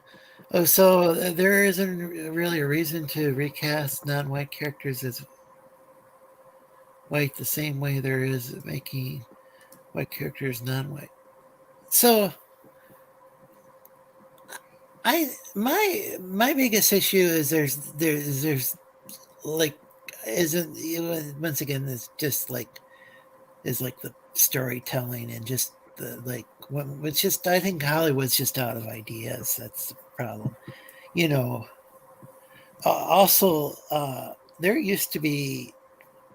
You know, I don't think it's as big of a problem that these race and gender swaps is that Hollywood's completely in a lot of cases they're completely ignoring established character or they're either ignoring established characters that are women or minorities or women both women and women who are minorities and they're not necessarily always creating new characters. Though there are some people who complain about there's Kamala Khan or whatever, like. Well, that's because she's boring. I think the issue is that she's kind of like what's the character from the Fantastic Four that she's kind of Mr. Fantastic? Mr. Fantastic. Mr. Fantastic. There we go. Yeah, it's right in the name. Fantastic. It's just that she has no identity other than her religion, and that's it. It's like, I'm Muslim, and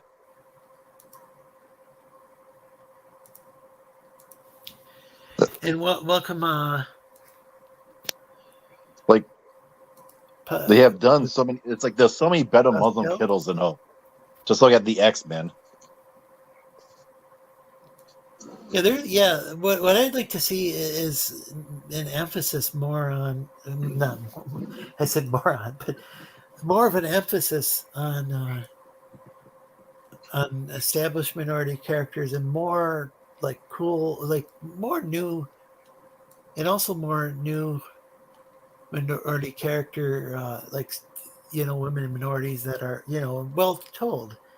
I'd like to have like a bigger emphasis on storytelling in general, and not just taking something. Oh, and just because it's 20 years, so we've got to take this cartoon and turn it into a live action movie, which is what Disney's doing. It's like every 2 decades or so, they go and they reboot something. I wonder if they would ever do an Icon movie. A what movie? Icon. He's a which we talked about earlier about making Superman black just as a kind of thought experiment with that. When people objected to casting a British guy as Superman, since he's not human and everything. And there's also Icon, who is also a alien in the DC universe who crashed to Earth. He was raised by a black family. Is he a Kryptonian? No, he's from some other. Okay, because I think there's black Kryptonians too, but then nobody Yep, ever really talks about. They're not making movies about the black Kryptonians. Yeah, but my point is there is a black superhero in the DC universe they could use that could make a compelling movie if they got the right people behind it. Batwing. Yeah. I mean, you got Cyborg, you got Bumblebee. What's Bumblebee's husband's name? Well, Malcolm. He's also known as the Guard. He's the third Guardian in in the Young Justice series. Oh, he became Guardian? I thought. What was his other name? Because it was like, what was it? It was something else than Guardian. Well, I only know him as Guardian as Malcolm, which is his civilian name. If he has another identity in the comics, I don't know it.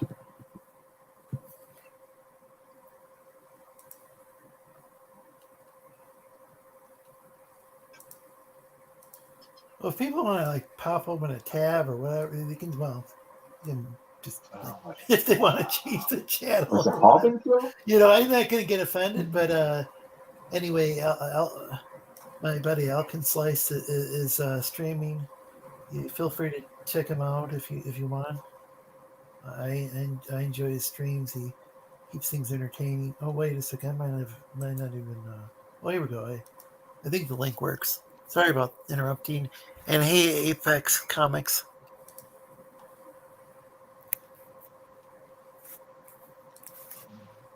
What did you say, Ethereal? Just trying to know the name of Malcolm.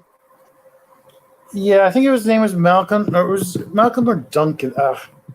It wasn't exactly a major. Well, Duncan would be the last name Okay.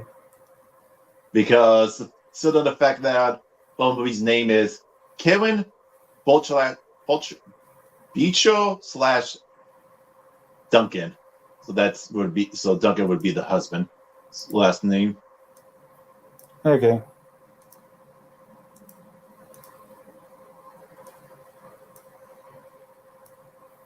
Malcolm Duncan, currently known as Vox, the Guardian, own blow, the Herald. That's it. That's the name I was thinking of, the Herald.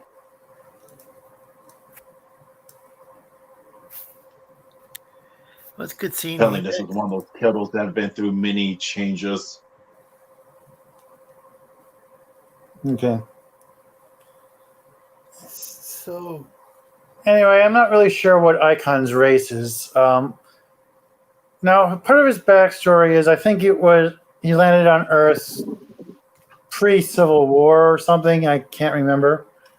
He was raised by a black family. Like, his pod took him in as a baby, but altered his appearance to match the first life form that came across him, which happened to be a black woman.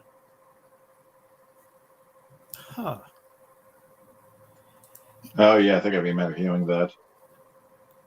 Yeah, isn't he from the what was it, the what's the name of that imprint? The Detroit Rose or something like that? I don't know. To be honest, I'm mostly aware of him because of Young Justice. Yeah, because he was the same imprint that Static Shock came from. That what? Came from? He's from the same comic book imprint that Static Shock came from. Okay, so it's something that they acquired later. Of course, they also Like made I said, they also made a Shazam movie, so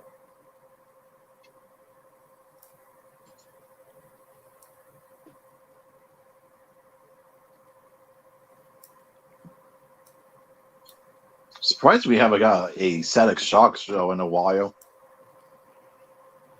we only got one. At least he got to appear in Young Justice.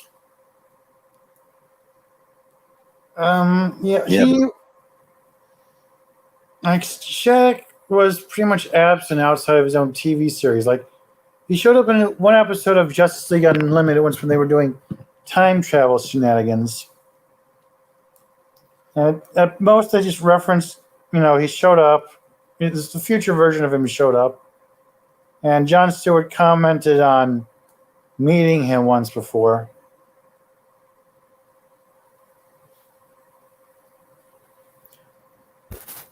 Oh, and welcome back, Rick. Where's Will and Holly? Yes. Hey, Anubis. Great to see you as always. Check out Anubis's channel. Feel free to promote your channels in the chat, folks. It's also have the StreamYard link in the chat.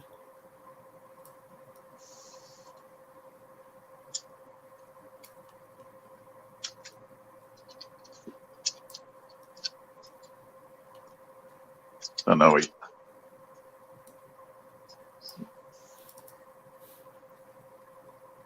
So.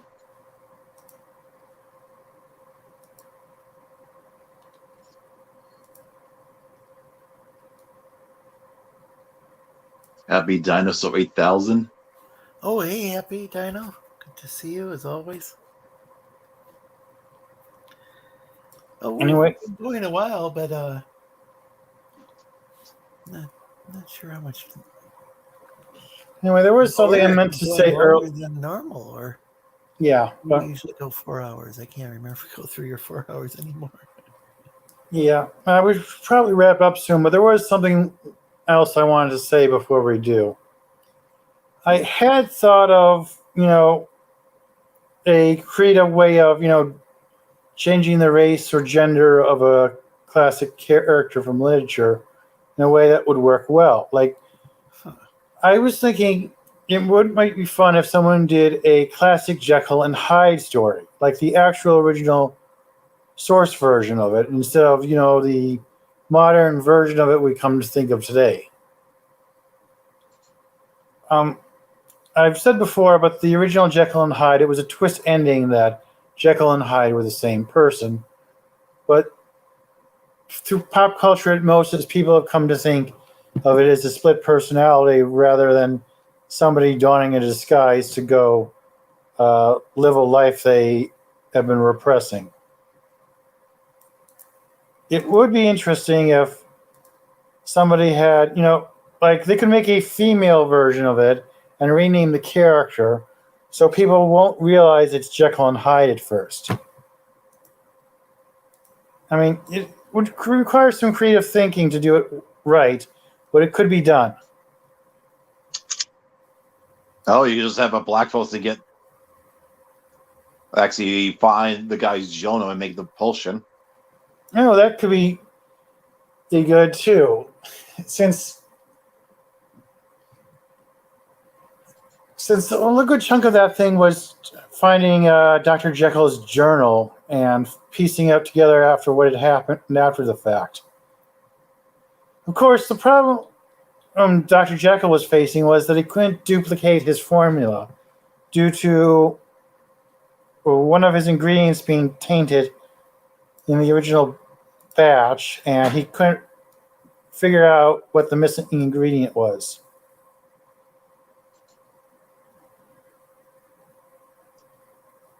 Like, that was Jekyll's main problem. That, and he, at a certain point, he needed the potion just to turn back to Jekyll again.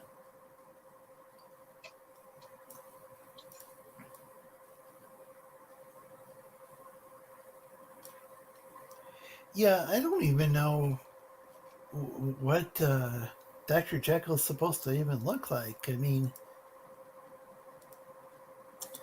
well, it was originally literature, and I don't think there were many pictures of it, but, it's some British guy. That's the original Jekyll and Hyde. no, This earlier is- people brought up religion and stuff, but like the interesting thing with Jesus is you go in the Ethiopian Orthodox Church, you got an Ethiopian-looking Jesus. You go into an Italian Catholic church, tend to have an Italian-looking Jesus, And if you go to a Korean church, he looks Korean. Yeah, and because there really is no description. No, you got a character though who's like,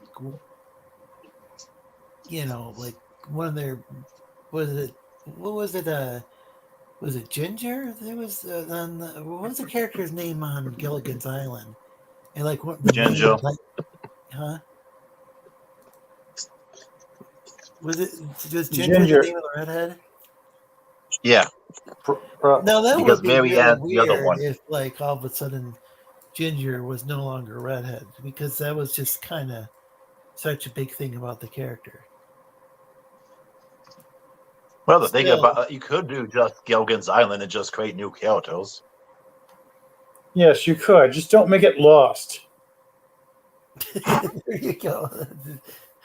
Yeah, I think that was the remake of the unofficial remake of Gilligan's Island was Lost. I don't know. Could be.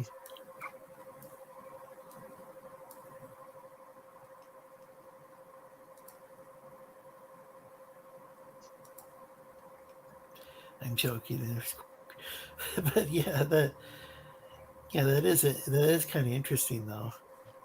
They were stuck. I don't know. They were stuck there. That's for sure. Yeah, but yeah, it would be funny if they made some episodic show about people getting stuck on an island. Like, I'm sure they could do it well if they put their minds to it. Yeah, was Lost more of a series? I mean, like a serial or whatever with. Well, I never actually watched Lost, but it's got some overarching plot, and Yeah, it did have a story. Yeah, it did have a story arc. That's from what I recall. It's been so long. I remember there was a guy on there named Hurley, kind of a bigger, like a heavyset dude. though I suppose a problem with the Gilligan Island setup is you got a finite number of characters. And you get in trouble if the actors decide to leave. Like, Last Man on Earth was kind of a Gilligan's Island setup, only the island was the size of a continent. Ever see that? What was this? Last Man on Earth. It basically had this apocalyptic virus that killed almost everybody. Was The that the same as a Mega Man? I mean, like, was that based on the same story, the same novel? I'm not familiar with that, but I doubt it. Then there's I Am Legend. I think that might have been the same thing as a Mega Man. I'm not familiar with Omega Man, and I've never seen I Am Legend. But instead of turning people into monsters, it just killed almost everything. And the story started off with just following this one guy around as he tries to live without anybody around. Like, everybody's dead. He can do whatever the hell he wants except interact with people. And of course, that's not going to last forever. So then they introduce the last woman on Earth. And then a second woman shows up. And then a second guy shows up. And well, at a certain point, you basically had 6 permanent characters. And other characters would keep coming and going. Was this a series? Yes, it was a TV series. It ran for 3 seasons. Oh, okay. I'm thinking of movies because. Oh, we got a bunch of. Can you get back to the chapter? Because we're getting way behind.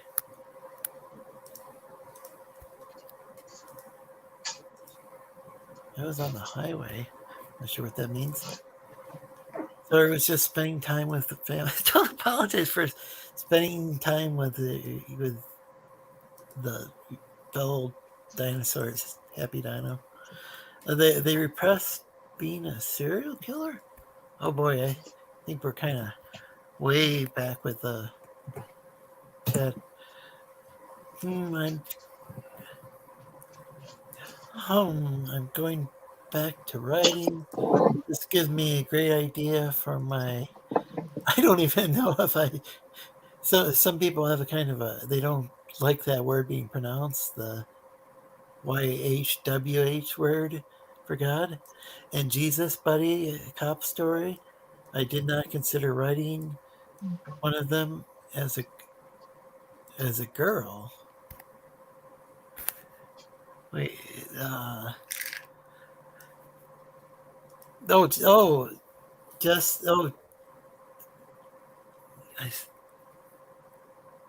want a Mummy reboot that doesn't suck. Tom Cruise failed me. I don't even remember. I thought The Rock was maybe The Rock was in the Scorpion King. He was in the Scorpion King. Okay. I never saw that, but I know he was in it. Marianne, Ginger, and Mrs. Howell. Yeah, I forgot about the Howells. Hey, Smoke Monster, do you the skipper? Yeah, that would be good. Colonel Mark says, like I kept telling the Shasu over and over again that I was not a dude and I am a female storm and warrior goddess called Sally, but they just wouldn't believe me, so I eventually just went with it. I think there was a thing about the God of the Bible and like in Jesus buddy cop movie they was talking about, or story they was talking about. That movie. He's talking about Mark was talking about writing a story. I think he's being facetious. Yeah, there was a hybrid of Lost and Gilligan's Island where Yeah. I guess the smoke monster being on Gilligan's Island and how they would interact with them. Yeah, How Mark they was talking about a buddy cop movie with like, yeah, well, I don't know. It kind of offends some people to say the name, the name of the particular name of God that begins with a Y. Mhm. Yeah, no.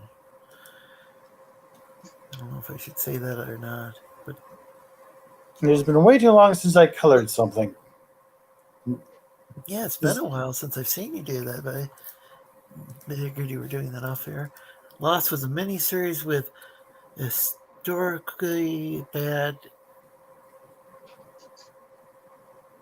ending. Bad day ending. Lost was a serial. There's only a mystery and there are marshmallows. Nobody knows its secret to everyone. Yeah, it's pretty much. It's kind of like that. It's gonna hilarious. And check out Geass on DeviantArt. I Yes, have I'm very hoping to. weird story ideas as all Lorenzo. Yes, you can find me on DeviantArt. I post a link in the chat. I hope to post Codex on there next week. Hopefully, I can finish with this. I was hoping I'd be farther along than this. I'm gonna get some sleep. Yes, yeah. Well, take care. Happy Dino. 6th season is not a mini series. Says Rick Piper of Cross Comics. I'm not doxing him. For anybody who watches it, he introduces him. He uses his name every time. Full name. That only offends the Orthodox. Well, I don't know any. It's not traditional to. It's okay. I'm talking about the name. Why? Oh gosh, what is it? Why? Now I can't even remember. It was a YAHWEH. But yeah, I mean, I've said it before. There's also the Jehovah's Witnesses.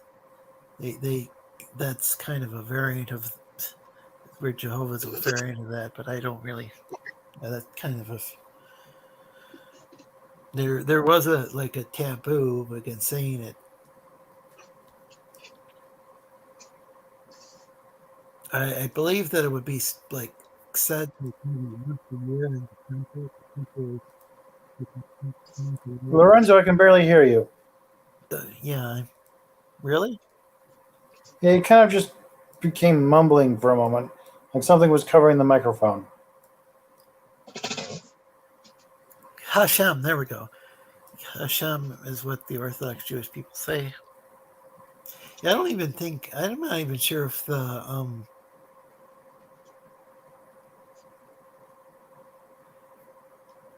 I'm not even sure if the name is used much in Rabbinic Judaism either. I mean, even a lot of Christian Bibles will just say, I think the Lord. Anyway, that's getting too religious for. I watched Lost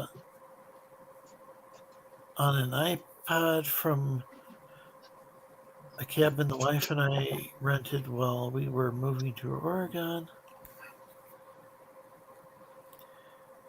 So yeah, Jehovah was a translation error because Christians didn't understand how to read Hebrew. Well, it was interesting because they were putting in the wrong. What they were doing is they're putting in the I think there was. I think the vowels were in there to. The vowels that were put in there was to say, I think, the word Elohim instead of instead of pronouncing the name. And even some people won't, even like some Orthodox Jews will say, I think, was it Elohim instead of Elohim? Just like, because it's taking the name's Lord in vain, according to some people. Anyway, that's way more religious than I want to get. The Jews don't use God. Well, it's considered. It can be considered. It depends on probably depends on the individual, but yeah, in Orthodox Judaism, you don't want to say God's most sacred name. Anyway, we're coming up on 4 hours now, so Yeah, and I'm basically out of time at this point, so I want to get going. yeah, I'm getting tired as well. Yeah, I'm worn Okay. out. Good night, everybody. I hope to post my new character on my DeviantArt next week, if I can finish the shading by then.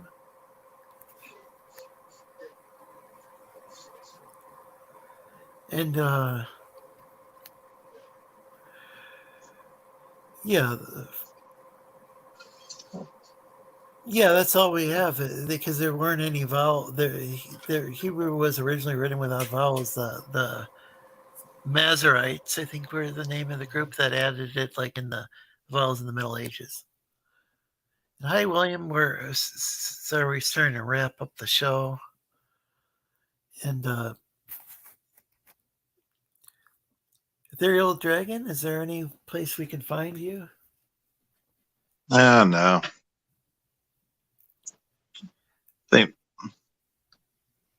No bother. I haven't been on Twitter that much lately. Yeah, I don't know if I've seen you much. Yeah, I don't think I've seen you much on there.